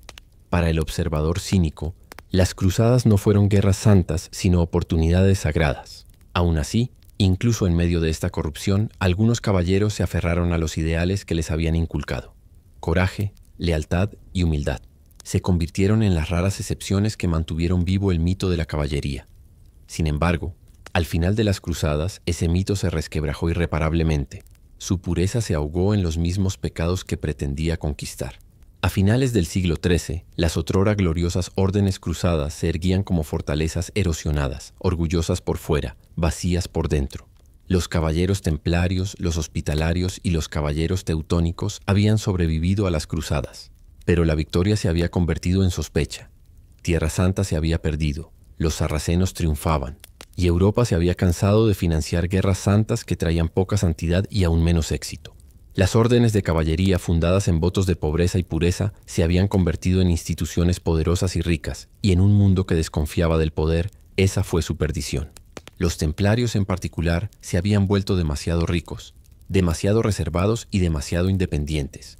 Sus vastas propiedades se extendían desde Escocia hasta Chipre. Sus tesoros rivalizaban con los de los reyes, prestaban dinero a los monarcas, gestionaban rutas de peregrinación e incluso crearon una forma primitiva de banca. Pero la influencia genera envidia. Cuando el rey Felipe IV de Francia, ahogado en deudas con los templarios, buscó una salida, recurrió a la acusación. Una buena destilería era una licencia para imprimir dinero. El ron calentaba a los marineros, sobornaba a los políticos y pagaba salarios. Curiosamente, la misma bebida que impulsó la independencia también vinculó a las colonias a la economía esclavista de las islas azucareras. Cada copa transmitía orgullo y culpa. Para quienes aspiraban a la sofisticación, estaba el vino de Madeira, el favorito de los aristócratas, importado de Portugal. Era lo suficientemente robusto como para sobrevivir al largo viaje por el Atlántico y lo suficientemente elegante para brindar en los salones del Congreso. George Washington lo pedía por barril. Thomas Jefferson llenaba sus bodegas con él. Madeira simbolizaba la sofisticación e insinuaba que incluso los revolucionarios preferían su rebelión con un toque de clase. Mientras tanto, los colonos fronterizos elaboraban sus propios brebajes intensos. El whisky de maíz, antepasado del bourbon, era puro, ahumado y sin complejos, el emblema líquido de la determinación estadounidense. Fluía de alambiques ocultos en las colinas, sin impuestos ni control. En aquellos parajes agrestes, la destilación era a la vez un medio de vida y una forma de proclamar la diferencia. Si Gran Bretaña pudiera grabar el té, la frontera elaboraría su propia bebida. Juntas, estas bebidas formaron la base social de la América temprana. Alimentaban debates de taberna, sellaban acuerdos comerciales, bautizaban barcos y consolaban a viudas. No eran solo bebidas, eran rituales de pertenencia. Rechazar un brindis era rechazar la comunidad. Y al brindar por la libertad, los colonos quizá no se dieran cuenta, pero también brindaban por su propia invención. Una nueva cultura, llena de vida en todos los sentidos. Antes de que los periódicos se volvieran fiables, la taberna era la sala de prensa de las colonias. Un lugar donde la información no solo circulaba, sino que fermentaba. En cuanto un viajero se bajaba del caballo, no lo recibían con un bienvenido, sino con un ¿qué hay de nuevo?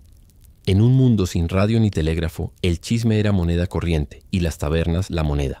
Dentro, siempre había alguien leyendo en voz alta el último número del Boston Gazette o del Pennsylvania Chronicle, mientras otros se acercaban, jarra en mano, para debatir su contenido. El fuego crepitaba, la cerveza se derramaba y las discusiones fluían más rápido de lo que la tinta podía secarse en la siguiente edición. Estas lecturas no eran solo entretenimiento, sino educación pública. Muchos lectores no sabían leer, pero podían escuchar y repetir. Al caer la noche, las noticias del día habían corrido por todo un pueblo de boca en boca. Las tabernas se convirtieron en centros de información donde los marineros traían informes extranjeros, los comerciantes transmitían los precios del mercado y los políticos sondeaban la opinión pública. Un posadero astuto podía predecir revoluciones con solo escuchar. Se dejaban cartas en las tabernas para que los viajeros las llevaran por el camino postal, y algunos establecimientos incluso funcionaban como oficinas de correos improvisadas. Un solo edificio podía servir a la vez de posada, parlamento, imprenta y fábrica de rumores. El panfleto político, esa arma explosiva de la Ilustración, encontró su mayor público no en las bibliotecas, sino en las tabernas. El sentido común de Thomas Paine se extendió como un reguero de pólvora de una mesa manchada de cerveza a otra. Se debatió cada línea hasta que los argumentos mismos se convirtieron en actos de rebelión. No es exagerado decir que la independencia se debatió por primera vez bajo la influencia de la sidra y el periódico. Pero las tabernas no eran neutrales. Cada uno tenía su propia lealtad, a menudo anunciada mediante símbolos sutiles. Un letrero, un retrato del rey o la ausencia de uno. Las tabernas lealistas atendían a oficiales y comerciantes, mientras que las tabernas patriotas estaban llenas de radicales y contrabandistas. La elección de dónde beber se convirtió en una declaración política. Para la década de 1770, el gobierno británico comprendió que la guerra de ideas se libraba en estos salones llenos de humo. Los intentos de suprimir las reuniones en las tabernas solo confirmaron su poder. Cada rumor, cada brindis, cada conspiración susurrada corría más rápido que cualquier ejército. La mayor red de comunicaciones de la colonia no se basaba en cables, sino en cerveza, conversación y valentía. A pesar de toda su camaradería y conversación, las tabernas coloniales tenían un lado oscuro. Tras las risas, la música y los discursos patrióticos se escondía una cultura del exceso que a veces convertía la libertad en frenesí. El alcohol era el gran igualador y la gran ruina. En una época anterior al agua potable y la refrigeración, beber era casi universal. Pero la moderación no. El colono promedio consumía más alcohol al año que café los estadounidenses modernos. El ron, la sidra, la cerveza y el whisky fluían desde el amanecer hasta la medianoche. Los trabajadores bebían antes del trabajo para tranquilizarse y después para refrescarse. Los registros judiciales de la época están repletos de peleas de taberna, indecencia pública y deudas pagadas con alcohol. Lo que comenzó como un lugar de encuentro para ideas podía fácilmente degenerar en caos. Los guardianes morales de las colonias, especialmente los ministros puritanos, veían las tabernas como una tentación y una necesidad a la vez. Denunciaban la embriaguez desde el púlpito, pero no llegaban a prohibirla por completo. La hipocresía era legendaria. Los sermones contra el vicio solían ser pronunciados por hombres que acababan de parar en la taberna a tomar un brandy rápido. Aún así, la tensión entre la virtud y la indulgencia dio origen a uno de los primeros movimientos reformistas de Estados Unidos, la Cruzada de la Templanza. Las mujeres, que soportaban las peores consecuencias de los maridos ebrios, comenzaron a organizar peticiones en las sociedades, instando a la moderación. Los panfletos advertían que la botella de ron hacía más daño que el mosquete, y los predicadores ambulantes comparaban la taberna con las puertas del infierno. La ironía, por supuesto, fue que las tabernas también habían dado origen a la revolución que dio a estos reformistas la libertad de expresión. La libertad de Estados Unidos, al parecer, trajo consecuencias. La violencia era común. Los desacuerdos políticos a menudo escalaban a duelos, mientras que las partidas de cartas terminaban con jarras destrozadas y narices rotas. Sin embargo, incluso estos incidentes reflejaban el espíritu de la época: pasión sin límites, convicción sin cautela. El mismo fuego que impulsaba a los hombres a desafiar a un rey también los impulsaba a golpear a un vecino. A principios del siglo XIX, la reputación de la taberna se había desmoronado. Fue a la vez cuna de la democracia y guarida del pecado. Las mismas mesas que antaño albergaban los borradores de la Declaración, ahora albergaban debates sobre moralidad y autocontrol. Las colonias habían logrado la independencia, pero no la inmunidad ante sus vicios. En cada copa, saboreaban tanto la libertad como su precio. Cuando el humo de la revolución se disipó y las colonias se convirtieron en una nación, la taberna no se desvaneció, sino que evolucionó. Las mismas mesas de madera que antaño resonaban con la rebelión ahora albergaban debates sobre la Constitución, la expansión hacia el oeste y la construcción de una nueva república. La taberna colonial había sido un semillero de democracia, e incluso con el crecimiento de las ciudades y la multiplicación de los periódicos, su influencia persistió en la mentalidad estadounidense, la creencia de que la política no pertenecía a los palacios sino al pueblo. De aquellos ruidosos salones surgieron la taberna, el salón y con el tiempo el bar americano, cada uno con ecos de su antecesor. El espíritu de la taberna perduró en cada ayuntamiento y restaurante de carretera donde los desconocidos aún hablan de política mientras toman un café o un whisky. En un país que valora el individualismo, la taberna recordaba a todos que la libertad nació como una conversación compartida. Fue literalmente la cuna de la opinión pública. Arquitectónicamente, la taberna colonial desapareció, pero sus funciones se dispersaron por la sociedad. La prensa heredó su papel como narradora de la nación. Las universidades se convirtieron en sus salas de debate. Los hoteles reemplazaron sus camas y hogares. Sin embargo, ninguna de estas se asemejaba a la intimidad de aquellas habitaciones iluminadas por velas donde los granjeros discutían con filósofos y los marineros intercambiaban noticias con los eruditos. La taberna era el aula original de la democracia, abierta a cualquiera que pudiera permitirse una pinta y opinar. Incluso los movimientos reformistas que despreciaban la bebida le debían algo. Las sociedades de templanza, los abolicionistas y el movimiento por el sufragio femenino se reunían en espacios públicos inspirados en la taberna. Abiertos, inclusivos, rebosantes de debates. Las mayores revoluciones de Estados Unidos no nacieron en silencio, sino en medio del ruido. Hoy, al entrar en una antigua posada colonial aún en pie, como la Raleigh Tavern en Williamsburg o la City Tavern en Filadelfia, casi se pueden oír los ecos, los suelos de madera crujen, las tazas tintinean y en algún lugar del pasado, una voz grita por la libertad. Es fácil olvidar que estos lugares no solo se trataban de beber, se trataban de conectar. El legado de la taberna colonial no se conserva en botellas polvorientas ni letreros descoloridos. Sobrevive cada vez que desconocidos se reúnen para conversar libremente, en bares, cafés, foros en línea y salas de estar. La revolución que inició nunca terminó realmente, simplemente cambió las tornas. Una de esas mujeres, Mary Fish, de Connecticut, llevaba un diario que describía las noches ruidosas de marineros, granjeros y eruditos que discutían el destino de las naciones, mientras ella servía cerveza y rezaba para que nadie rompiera los muebles. Su taberna era típica, mitad espacio doméstico, mitad caos, pero lo que realmente la definía era su democracia. Un hombre pobre con una moneda podía sentarse junto a un magistrado y discutir de política hasta el amanecer. Por un breve momento de alcohol, la voz de todos contó. Estas pequeñas salas de madera fueron las primeras salas de debate de Estados Unidos, donde la lealtad a la corona se agrió lentamente como la sidra vieja. Antes de que existiera el Congreso o la Constitución, existía la cervecería, un lugar donde la libertad, literalmente, estaba de barril. Si la cerveza era la bebida de la vida cotidiana en las colonias, el ron era la bebida de la ambición, dulce, fuerte y con un profundo arraigo imperial. Para el siglo XVIII, el ron se había convertido en la moneda no oficial de la América colonial. Destilado de la melaza caribeña, fluía por todos los puertos, todas las tabernas, todas las revoluciones en ciernes. El ron conectaba a los comerciantes de Nueva Inglaterra, las plantaciones de las Indias occidentales y los traficantes de esclavos africanos en un vasto y brutal triángulo de ganancias. Cada jarra de ron servida en una taberna de Boston tenía el regusto de la explotación global. Era barato, potente y democrático. Los gobernadores brindaban con él, los marineros se ahogaban en él. El paladar colonial exigía variedad, y las tabernas la complacían mezclando ron con jugo de cítricos, azúcar y especias en elaborados ponches servidos en grandes cuencos comunitarios. Un buen ponche de taberna podía contener una docena de ingredientes y suficiente alcohol para convertir una conversación en gritos en una hora. Estos tazones eran el equivalente social de las redes sociales. Información, rumores y opiniones se mezclaban hasta que nadie recordaba quién dijo qué primero. Los ingredientes mismos contaban una historia de imperio. Limones y limas del Caribe, nuez moscada de las Indias Orientales, azúcar de mano de obra esclavizada y ron de destilerías de Barbados o Rhode Island. Una sola bebida era un mapa de la codicia colonial.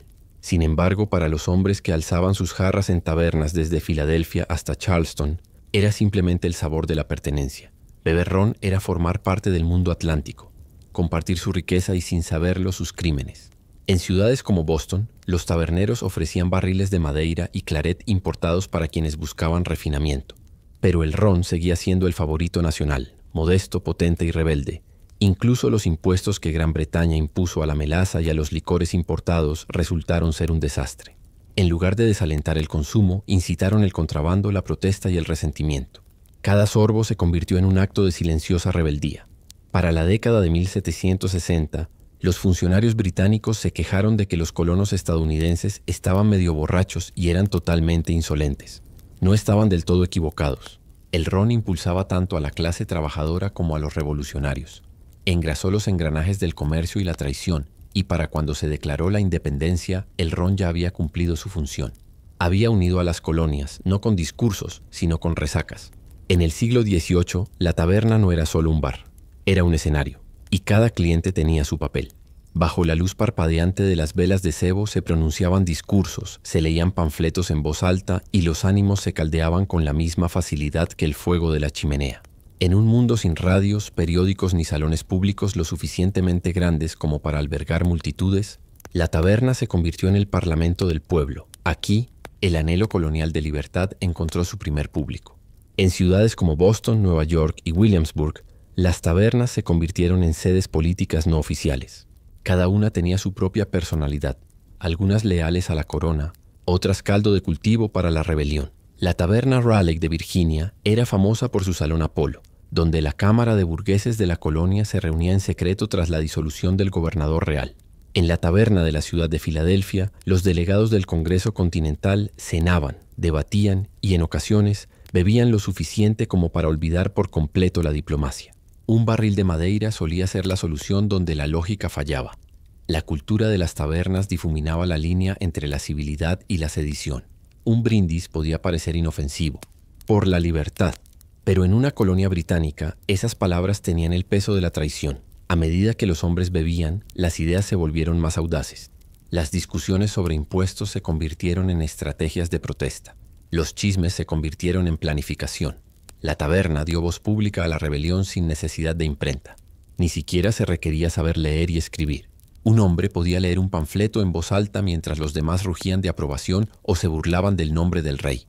La teatralidad formaba parte del encanto. Los espectadores organizaban juicios simulados de funcionarios impopulares o funerales simulados para las leyes británicas, con ataúdes y canciones incluidos. Cada actuación se fundía con la política, y la política con la actuación. Hombres comunes que tal vez nunca hubieran visto un tribunal, de repente se convirtieron en actores históricos. La bebida los infundió valentía. La multitud los unió. Para las autoridades, las tabernas eran polvorines. Los oficiales británicos intentaban espiarlas, a veces incluso infiltrándose disfrazados, aunque su acento solía delatarlas antes de la segunda ronda. Prohibirlas era imposible. Eran demasiados y satisfacían demasiadas necesidades. Para cuando se dispararon los primeros disparos de la revolución, las colonias ya estaban bien ensayadas. El escenario estaba preparado, no en un palacio ni en un parlamento, sino en salones llenos de humo, donde la cerveza, la risa y la rebelión compartían la misma mesa. Aunque la imagen de la taberna colonial suele estar pintada con humo de pipa y patriotas, las mujeres estaban detrás de la barra, y a veces frente a ella, moldeando toda la cultura. Lejos de ser meras espectadoras, eran su alma. Muchas tabernas estaban regentadas por viudas, que heredaban las licencias tras la muerte de sus maridos. Aunque algunas mujeres las conseguían directamente, eran conocidas como taberneras, mitad empresarias, mitad pacificadoras, mitad espías. Regentar una taberna no era un oficio elegante. Estas mujeres elaboraban cerveza, gestionaban libros, descuartizaban carne y en ocasiones separaban peleas a puñetazos con el palo de una escoba. Su clientela abarcaba desde granjeros y viajeros hasta académicos y contrabandistas, y cada noche traía una nueva mezcla de negocios, chismes y caos. Mary Fish, de Connecticut, escribió una vez que sus noches estaban llenas de marineros discutiendo de política, comerciantes alardeando de fortunas aún no amasadas y jóvenes fingiendo ser hombres mediante la bebida. Su tono era cansado pero orgulloso. Sabía que su establecimiento era más que un pub, era una encrucijada del nuevo mundo. Para muchas mujeres, ser tabernera era una de las pocas maneras legítimas de lograr la independencia económica. Podían poseer propiedades, obtener ingresos y participar en la vida pública, privilegios que a menudo se les negaban en otros lugares. Una tabernera exitosa ejercía una influencia que rivalizaba con la de cualquier funcionario municipal. Los clientes necesitaban su favor para obtener crédito. Los comerciantes buscaban sus contactos y los viajeros confiaban en su palabra para enterarse de las noticias locales. Por supuesto, no todos admiraban tal independencia. Los clérigos denunciaban a las taberneras como incitadoras del vicio y distrayentes de las tareas domésticas. Pero la hipocresía era evidente, ya que muchas de esas mismas moralistas disfrutaban de una discreta copa de ponche de ron al terminar el sermón. Las taberneras aprendieron a sortear estas contradicciones con ingenio e instinto de supervivencia. Algunas utilizaban sus establecimientos como centros de información o en tiempos de guerra como puestos de inteligencia. Durante la Revolución, Lydia Darrah, posadera de Filadelfia, escuchó a oficiales británicos planeando movimientos de tropas en su casa y lo comunicó clandestinamente al ejército continental. Su valentía difuminó la línea entre anfitriona y heroína. Para estas mujeres, la taberna era más que un negocio. Era poder disfrazado de hospitalidad. Bajo cada alegría, otra ronda resonaba con una autoridad silenciosa. En una época en la que se esperaba que las mujeres guardaran silencio, la tabernera se aseguraba de que el mundo siguiera hablando y a menudo escuchando. Si la revolución tuviera un sabor, este habría sido fermentado, destilado o fermentado. La política de la América colonial se bebía tanto como se debatía, y cada región tenía su bebida característica. Cada bebida contaba una historia, no solo de sabor, sino también de geografía, clase e identidad. La sidra era la bebida del hombre común. Las manzanas crecían en abundancia, e incluso los agricultores más pobres podían prensar un barril para el invierno. La sidra era moneda, medicina y desayuno. En Nueva Inglaterra, los niños bebían sidra pequeña en lugar de agua. John Adams era famoso por beberse una jarra de ron cada mañana antes de escribir ensayos sobre la libertad, prueba de que se podía ser patriota y estar eternamente borracho. El ron, en cambio, era el alma del comercio. La melaza importada del Caribe se destilaba en pueblos costeros como Newport y Boston. Algunos dejan flores, otros vino, todos se van sonriendo en silencio. Se dice que en las noches tranquilas se oye una risa tenue que trae el viento, no burlona, no cruel. Solo un recordatorio de que incluso entre muros construidos para contenerla, la alegría encuentra una salida. Así que sí, tal vez fue la peor monja de la historia medieval. Rompió todas las reglas que la encarcelaban y convirtió la condena en un chiste, pero al hacerlo dejó algo mejor que la santidad. Dejó pruebas de que, incluso en una época de miedo y obediencia, la risa de una sola mujer podía resonar más que la iglesia que intentaba silenciarla. La Gran Bretaña victoriana se enorgullecía de ser la civilización más avanzada del planeta. Las máquinas de vapor retumbaban en el campo, las farolas de gas brillaban en las calles de la ciudad y la clase media se felicitaba por su progreso. Todos los hogares anhelaban lucir y comer como si fueran exitosos. Las mesas se convirtieron en pequeños teatros de la modernidad, con cubiertos relucientes, copas de cristal y platos tan coloridos que parecían pintados por el mismísimo progreso. Pero bajo la elegancia se escondía algo mucho menos civilizado, una silenciosa epidemia de intoxicación. Verán, la cocina victoriana ya no estaba regida por la naturaleza, sino por la química. Colorantes, conservantes y saborizantes artificiales, de esos que horrorizarían a cualquier nutricionista moderno, se convirtieron en las nuevas herramientas del oficio. Cuanto más intensa era la gelatina, más fiable parecía. Cuanto más verdes eran los guisantes, más frescos parecían. Las amas de casa servían con orgullo pepinillos que brillaban como esmeraldas, natillas amarillas como el sol y dulces tan brillantes que podrían iluminar un cuarto de niños.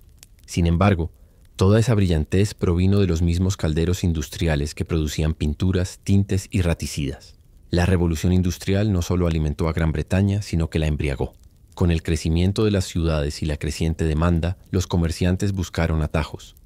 ¿Por qué esperar a la naturaleza cuando la ciencia podía darte color en una botella? Una pizca de sulfato de cobre convertía pepinillos opacos en joyas de esmeralda.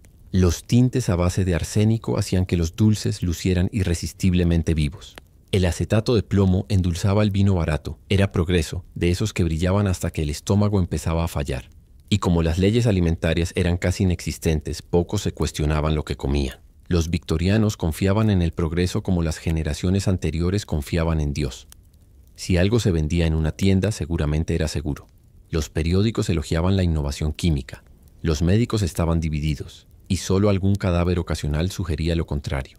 La ironía era casi poética. Una sociedad obsesionada con la pureza, la moral, lo social y lo espiritual se estaba envenenando lentamente por su propio perfeccionismo. Cada postre brillante era un pequeño triunfo de la tecnología, cada banquete suntuoso un silencioso experimento químico. Bajo el encaje y la etiqueta, el apetito victoriano se había vuelto letal. La era del refinamiento, al parecer, tenía un regusto claramente tóxico. Pocas vistas en la Inglaterra victoriana eran más encantadoras que el escaparate de una tienda de dulces. Hileras de frascos de vidrio relucían con delicias de colores del arco iris, caramelos de menta, pastillas de limón y caramelos duros que prometían alegría a cualquier niño con un centavo. El aire olía a azúcar e inocencia. Sin embargo, tras ese aroma azucarado se escondía algo monstruoso. El arsénico, el asesino silencioso de la época, era la clave del éxito de un dulce. En una época obsesionada con las apariencias, los dulces grises y opacos simplemente no se vendían. Los confiteros competían por crear los tonos más brillantes, verdes, rojos y amarillos tan vivos que parecían mágicos. Por desgracia, la verdadera magia era cara. Los tintes naturales como el azafrán o la cochinilla eran demasiado caros para el mercado obrero. Así que la industria ofreció milagros más baratos. Los pigmentos sintéticos se mezclaban en fábricas que también producían papel pintado, pintura e insecticida. Uno de los más populares era el verde Scheele, hecho de arsenito de cobre. Hacía que los dulces brillaran como esmeraldas. Además era mortal. El caso más infame ocurrió en Bradford en 1858. Un confitero local, intentando ahorrar, usó polvo de yeso adulterado en sus pastillas de menta. Sin que él lo supiera, el yeso estaba contaminado con trióxido de arsénico puro. En cuestión de días, más de 20 personas murieron, en su mayoría niños. Decenas más yacían retorciéndose de dolor. Los periódicos lo llamaron el envenenamiento de Bradford. Los médicos estaban horrorizados, pero técnicamente no se había infringido ninguna ley. Los dulces se habían vendido legalmente por un comerciante de confianza a clientes confiados que creían que la frase azúcar y especias seguía significando seguridad. Y esta no fue una tragedia aislada.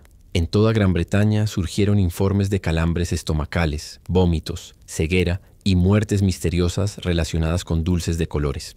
Aún así, los fabricantes de dulces se defendieron, insistiendo en que ellos también eran víctimas, que nadie sabía que el arsénico podía ser mortal en dosis tan pequeñas. Una ignorancia conveniente. Al final, el verdadero horror no residía solo en el veneno, sino en la complacencia. Los padres compraban golosinas para sus hijos con orgullo. Los comerciantes las vendían con una sonrisa y los farmacéuticos contaban discretamente sus ganancias. Se necesitarían décadas de indignación pública antes de que siquiera empezaran a aparecer regulaciones. Para entonces, innumerables victorianos ya conocían la amarga verdad. Cuanto más brillante era el dulce, más letal era el secreto que ocultaba. Para el paladar victoriano, el vino era más que una bebida, era refinamiento en estado líquido. Una copa de Oporto después de cenar era sinónimo de buen gusto, clase y sofisticación. Sin embargo, incluso en los mejores salones de Londres, esos tonos rubí ocultaban un peligroso secreto. Tras cada brindis por el progreso había un silencioso sorbo de veneno. El culpable era el plomo, ese antiguo compañero de la civilización y uno de sus más mortíferos. Los romanos antiguamente endulzaban el vino con él, llamándolo sapador o de frutum. Los victorianos, en su desbordante confianza, repitieron el mismo error. El acetato de plomo, conocido poéticamente como azúcar de plomo, se usaba para enmascarar la acidez del vino barato o en mal estado. Unos pocos gramos hacían que el vinagre más áspero supiera a jerez importado. Los comerciantes lo encontraron irresistible y los compradores, sin percatarse, bebieron con placer. Pero el plomo no es un veneno para el paciente. Se infiltra silenciosamente en el cuerpo. Se acumula en los huesos. Ataca el sistema nervioso y convierte el placer en parálisis. Los pacientes crónicos desarrollaron una línea azul en las encías, un indicio de envenenamiento lento. Les temblaban las manos, se les nublaba la vista y se enfurecía sin motivo alguno. Algunos incluso enloquecieron. Sin embargo, en una cruel ironía, la palidez y la fragilidad causadas por el envenenamiento por plomo se consideraban marcas de belleza, especialmente entre las mujeres. La tez enfermiza de la élite a la moda era literalmente fabricada por sus propias cenas. Peor aún, la contaminación no se limitaba al vino. Las tazas de peltre, las pipas de plomo y los esmaltes cerámicos añadían su dosis de toxinas. Cuanto más refinada era la casa, mayor era el riesgo, porque el lujo significaba refinamiento, y el refinamiento provenía de la química. Incluso los médicos recetaban tónicos a base de plomo para la anemia y la debilidad femenina, agravando sin saberlo los mismos síntomas que buscaban curar. Aún así, la negación persistía. Cuando aparecieron casos de parálisis y ceguera entre los bebedores de vino de Inglaterra, la prensa murmuró sobre lotes defectuosos o errores de importación. Nadie quería admitir la verdad. La avaricia industrial había corrompido incluso el cáliz de la comunión.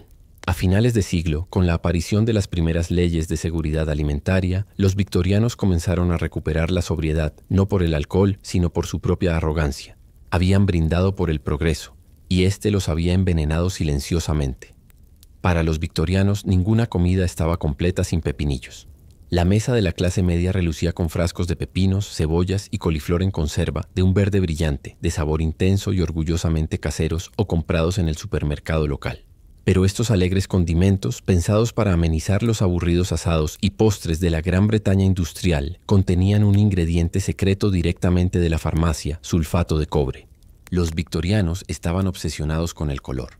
Confundían brillo con frescura. Un pepinillo sin brillo era un pepinillo muerto. Sin embargo, la salmuera natural descoloría las verduras, dejándolas flácidas y pálidas.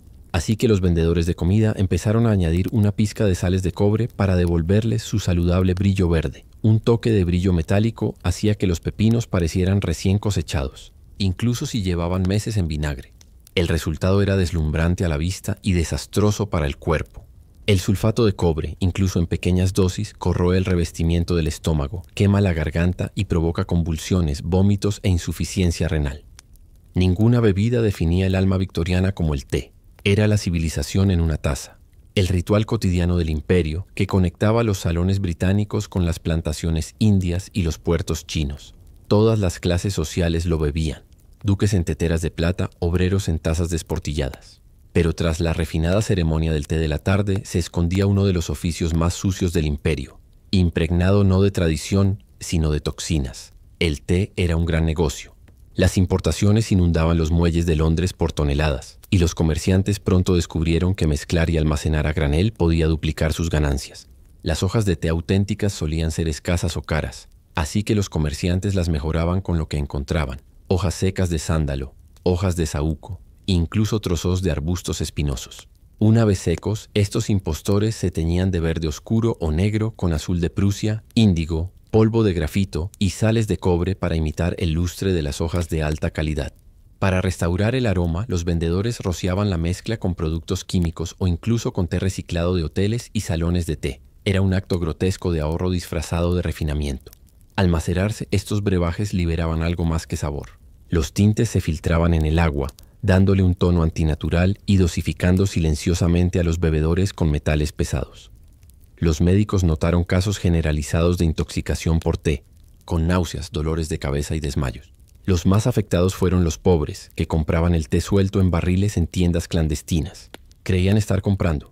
En cambio, estaban bebiendo de los desechos de la industria. Incluso el azúcar, ese compañero inseparable del té, conllevaba sus propios peligros. A menudo se mezclaba con polvo de yeso o arena para aumentar su peso y se blanqueaba con ceniza de hueso animal. Cada cucharada removida en una taza era un pequeño acto de valentía química, pero el ritual perduraba. El té de la tarde se convirtió en un pilar de la identidad victoriana, un momento de calma en medio de la tormenta industrial.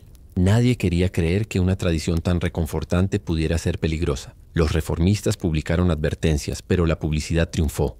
Puro, fragante colonial. El público prefería la ilusión a la incomodidad. Al final, los victorianos no solo conquistaron el mundo con té, sino que se envenenaron con él. La exportación más querida del imperio era en realidad su bebida más amarga. A finales de la época victoriana, el ansia de belleza, ganancias y progreso del imperio finalmente se volvió contra sí mismo. Los periódicos que antaño glorificaban la innovación industrial comenzaron a publicar relatos sombríos de la nación envenenada. Médicos, químicos y periodistas unieron fuerzas para exponer lo que durante mucho tiempo había permanecido oculto a simple vista, que la floreciente industria alimentaria británica estaba matando lentamente a su población. El público, antes deslumbrado por el color y la comodidad, ahora se veía atormentado por la certeza de que incluso la comida más sencilla podía ser un experimento químico. La primera ola de reformistas fue a menudo tachada de excéntrica. Hombres como Arthur Hill Hassell, quien examinó minuciosamente alimentos cotidianos bajo el microscopio, reveló que todo, desde la mostaza hasta el chocolate, contenía arena, almidón o polvo metálico.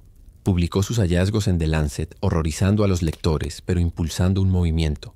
La indignación pública condujo a la Ley de Adulteración de Alimentos y Bebidas de 1860, un tímido primer paso que apenas se aplicó. Los fabricantes simplemente cambiaron sus etiquetas y siguieron adelante. El progreso, después de todo, era rentable, pero la muerte arreciaba al igual que el asco. Cuando escándalos como el envenenamiento por arsénico en Bradford o las investigaciones sobre el pan de alumbre llegaron al Parlamento, el tono moral cambió. La fe victoriana en la industria comenzó a flaquear, reemplazada por una inquietante sospecha hacia la misma química que había prometido la salvación. En 1875, la Ley de Venta de Alimentos y Medicamentos finalmente introdujo pruebas y sanciones más estrictas. Los inspectores ahora podían incautar muestras, analizarlas y procesar a los infractores. No fue perfecto. La corrupción y las lagunas legales proliferaron, pero marcó el inicio de la rendición de cuentas. Poco a poco el gusto del público empezó a cambiar. La blancura ya no significaba pureza. Los colores brillantes ya no inspiraban confianza. Los libros de cocina empezaron a advertir contra el engaño químico y la emergente clase media empezó a exigir transparencia a la narrativa moral que una vez celebró el progreso de la ciencia comenzó a celebrar la limpieza, la honestidad y la naturalidad. Sin embargo, el daño persistió. Generaciones enteras habían sido debilitadas, envenenadas y engañadas. El milagro industrial que había alimentado al imperio también le había enseñado una dura lección. No todo progreso es mejora. A finales de siglo, la época victoriana había sentado las bases de la regulación alimentaria moderna, nacida no de la sabiduría, sino de la tragedia. La época que se enorgullecía del refinamiento finalmente había aprendido que el precio de la belleza, al final, era la muerte servida con cortesía en la mesa. Mucho antes de que la independencia se firmara en pergamino, se elaboraba en barriles y se susurraba entre el tintineo de las jarras. Las tabernas de la América colonial eran mucho más que lugares para beber. Eran los centros neurálgicos de una sociedad inquieta, mitad pop, mitad parlamento. Todas las colonias las tenían, desde las calles adoquinadas de Boston hasta los polvorientos cruces de Virginia. Dentro, el humo se rizaba a la luz de las velas, los violines se oían por encima del ruido y el aire impregnaba a partes iguales cerveza, sudor y conspiración. Para un observador casual, la escena era sencilla. Hombres bebiendo ponche de ron o sidra después de una larga jornada de trabajo. Pero bajo esa risa relajada, las revoluciones se gestaban. Las tabernas ofrecían lo que pocos espacios podían: igualdad, o al menos la ilusión de ella. Los granjeros se sentaban junto a los comerciantes, los marineros junto a los eruditos. La mesa de la taberna no hacía distinciones de clase al pasar la jarra. y con la cerveza aflojando las lenguas, las quejas sobre impuestos, restricciones comerciales y decretos reales fluían con tanta libertad como la propia bebida. En Boston, la taberna del Dragón Verde llegó a ser conocida como el cuartel general de la Revolución. Allí, hombres como Paul Revere y Samuel Adams tramaban protestas disfrazadas de brindis. El motín del té de Boston no se concibió en una cámara parlamentaria, sino entre jarras de sidra bajo un techo de madera crujiente. Las tabernas también proporcionaban privacidad. Trastiendas donde se leían periódicos en voz alta y panfletos como sentido común circulaban de mano en mano. En una época anterior a los medios de comunicación, la taberna era el kiosco, el tribunal y el aula. Todo a la vez. El alcohol desempeñó su papel, no solo como combustible para la rebelión, sino como aglutinante social. El ron importado del Caribe conectó a las colonias con las mismas redes comerciales que despreciaban. El vino de Madeira de Portugal era la bebida de los caballeros, la sidra, el orgullo de los agricultores. Cada una de ellas contaba historias del imperio, y cada sorbo recordaba a los colonos lo profundamente apegados que estaban a él. Esa tensión entre dependencia y desafío convertía la taberna en un santuario y una chispa a la vez. Para la década de 1760, los funcionarios británicos comenzaron a sospechar que estas tabernas eran todo menos inofensivas. Tenían razón. Tras las risas y el tintineo de las jarras, se gestaba una revolución silenciosa, una que pronto se extendería a las calles, tan ardiente como el ron que la inspiró. Cuando los colonos ingleses cruzaron el Atlántico, no solo trajeron herramientas, Biblias y mosquetes, trajeron su sed. Lo primero que muchos colonos construyeron después de una iglesia y un molino fue una cervecería. No era vanidad, era supervivencia. La cerveza y la sidra eran más seguras que el agua, que a menudo transmitía enfermedades. Incluso los niños bebían cerveza ligera, una bebida suave apenas más fuerte que una sopa. Para los primeros estadounidenses, la sobriedad era el verdadero riesgo. Las cervecerías coloniales eran de diseño humilde. Paredes de madera, suelos de tierra compactada, algunos bancos rústicos y un fuego que humeaba más de lo que calentaba. Sin embargo, rápidamente se volvieron indispensables. Los viajeros necesitaban comida y refugio. Los lugareños necesitaban chismes y distracción. Las noticias viajaban a caballo. Los rumores viajaban en tabernas. Cuando un barco llegaba al puerto, los marineros traían historias, periódicos y ocasionalmente objetos robados, todo intercambiado por bebida. De esta manera, las cervecerías unieron a las colonias mucho antes que las rutas postales. También representaban el orden social y en ocasiones se burlaban de él. En la Nueva Inglaterra puritana, las tabernas estaban oficialmente mal vistas, pero se toleraban discretamente. Los ministros predicaban la templanza los domingos y bebían ponche los lunes. En Virginia, los hacendados hacían negocios entre tazones de ponche de ron que podían disolver. El hígado de la reina.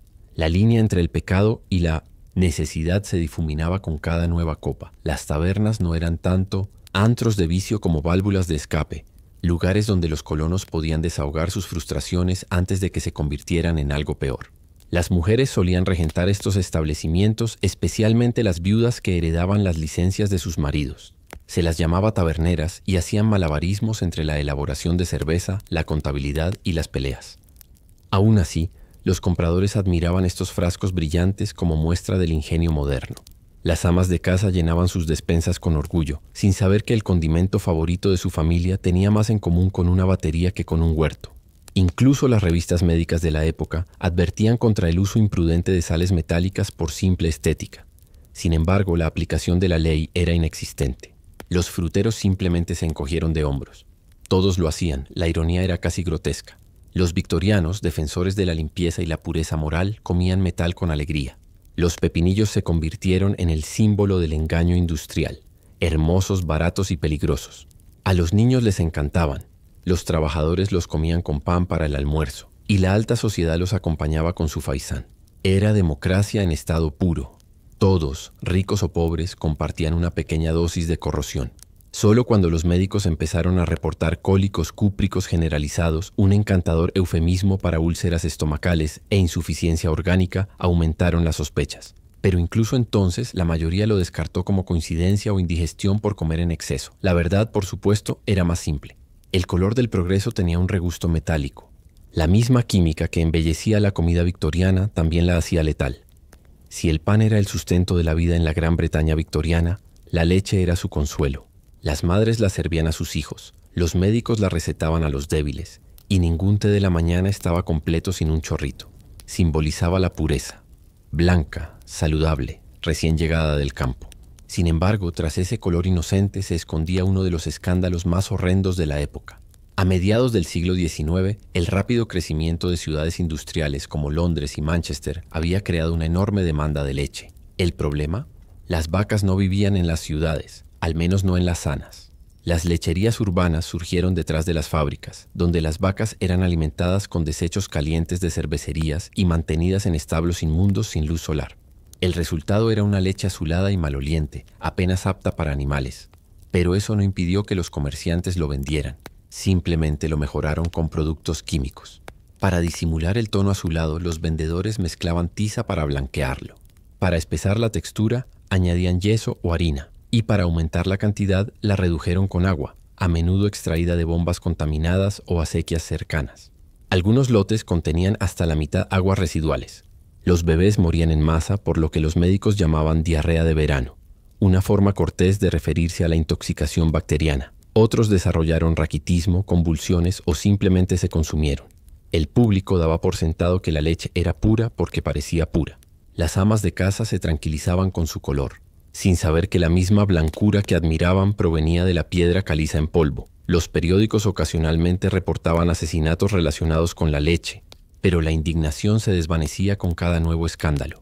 Nadie quería creer que algo tan sagrado, tan ligado a la maternidad y la inocencia, pudiera corromperse.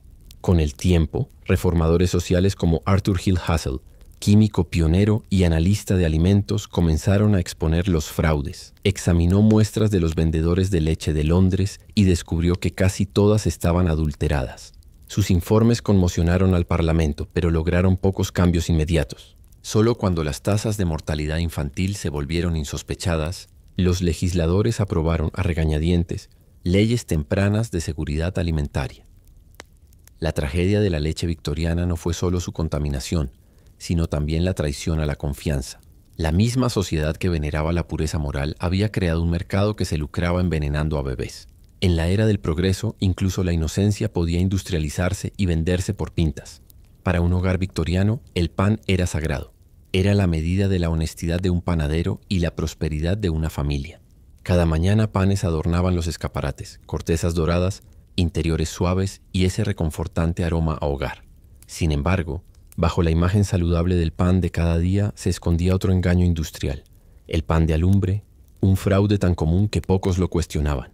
La buena harina era cara.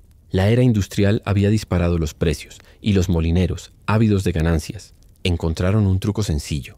Podían estirar la harina de baja calidad mezclándola con alumbre, un compuesto de sulfato de aluminio. Blanqueaba la harina oscura y gruesa, hacía que la masa subiera maravillosamente y producía un pan que parecía puro, incluso cuando no lo era. Para el ojo inexperto el pan parecía perfecto. Suave, pálido y refinado. Para el cuerpo era un veneno lento. El alumbre interfería con la digestión, endureciendo el pan en el estómago e impidiendo la absorción de nutrientes. Con el tiempo causaba estreñimiento severo, úlceras y en los niños desnutrición permanente. Los médicos de la época observaban que los pobres de Londres estaban alimentados, pero a la vez hambrientos, con el estómago lleno pero con el cuerpo consumido. La ironía era cruel. Cuanto más pobre era la familia, más blanco era el pan y más enfermos se ponían.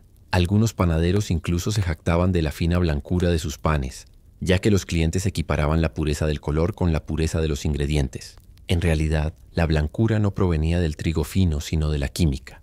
Incluso el aserrín y la arcilla de pipa se usaban en el pan barato, mientras que la alumbre enmascaraba el sabor a descomposición. Reformistas como el Dr. Arthur Hill Hassell, quien ya había expuesto el escándalo de la leche, lanzaron campañas para revelar la adulteración. Analizó el pan de los mercados de todo Londres y encontró alumbre en casi todas las muestras. Aún así, el público dudó en creerlo. El pan era demasiado esencial, demasiado simbólico para cuestionarlo. Los periódicos se burlaban de los reformistas, tildándolos de alarmistas, y los panaderos se defendían con fingida indignación. Mientras tanto, la clase trabajadora seguía consumiendo sus raciones diarias de tiza industrial y aluminio, sin comprender por qué sus hijos estaban pálidos y débiles. El sustento de la vida se había convertido en un sustento de engaño. El pan que llenaba los estómagos victorianos no era una bendición del campo, sino un producto de la química, un triunfo de la ilusión sobre la nutrición. En el imperio de la industria, hasta la comida más sencilla se había convertido en un experimento de supervivencia. Para la clase trabajadora victoriana que podía permitírselo, la carne era un lujo, un símbolo de fuerza, vitalidad y progreso. Un asado dominical era prueba de que la vida mejoraba, pero la demanda de cortes baratos en las ciudades abarrotadas creó un comercio truculento donde la decadencia se unía al engaño.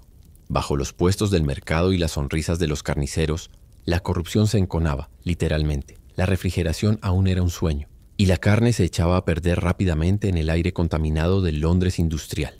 Carniceros sin escrúpulos, reacios a perder beneficios, recurrían a trucos químicos para disimular el hedor a descomposición. Una de sus herramientas favoritas era el formaldehído, un conservante más adecuado para cadáveres que para chuletas. Al remojarlo o aplicarlo sobre la carne con un pincel, eliminaba temporalmente el olor y le devolvía un fresco color rojo. Las amas de casa estaban contentas. La carne volvía a lucir sana. Solo más tarde, las familias descubrirían que la comida fresca les quemaba la garganta y dejaba un regusto metálico. Otros comerciantes tenían sus propios métodos. Algunos usaban bórax, ácido salicílico o incluso tintes arsenicales para ocultar el moho o los daños causados por insectos. La carne en conserva, un untable popular entre los pobres. A menudo contenía restos de animales enfermos camuflados con especias fuertes. Las salchichas, el gran ecualizador de la cocina victoriana, eran un misterio en sí mismas. Carne de caballo, ratas y órganos podridos picados juntos formaban algo vagamente comestible. Cuando los reformistas denunciaron estas prácticas, el público quedó horrorizado, pero solo brevemente. El hambre tiene la capacidad de silenciar el asco. Para colmo, los propios mataderos eran una pesadilla. Muchos operaban tras tabernas o en callejones estrechos, con la sangre corriendo por las alcantarillas y las moscas densas como el humo. El hedor era tan agobiante que incluso los vecinos se enfermaban. Aún así, la carne seguía vendiéndose. Lavada, pulida y exhibida como carne de primera calidad, los médicos comenzaron a notar brotes extraños. Intoxicaciones alimentarias, úlceras estomacales y lo que delicadamente llamaban colapso gástrico. En realidad, la mesa victoriana se había convertido en una autopsia a cámara lenta. Para la década de 1880, los activistas sociales exigieron inspecciones y estándares, pero el comercio de la carne se resistió ferozmente. Después de todo, el engaño era rentable y la ignorancia abundaba.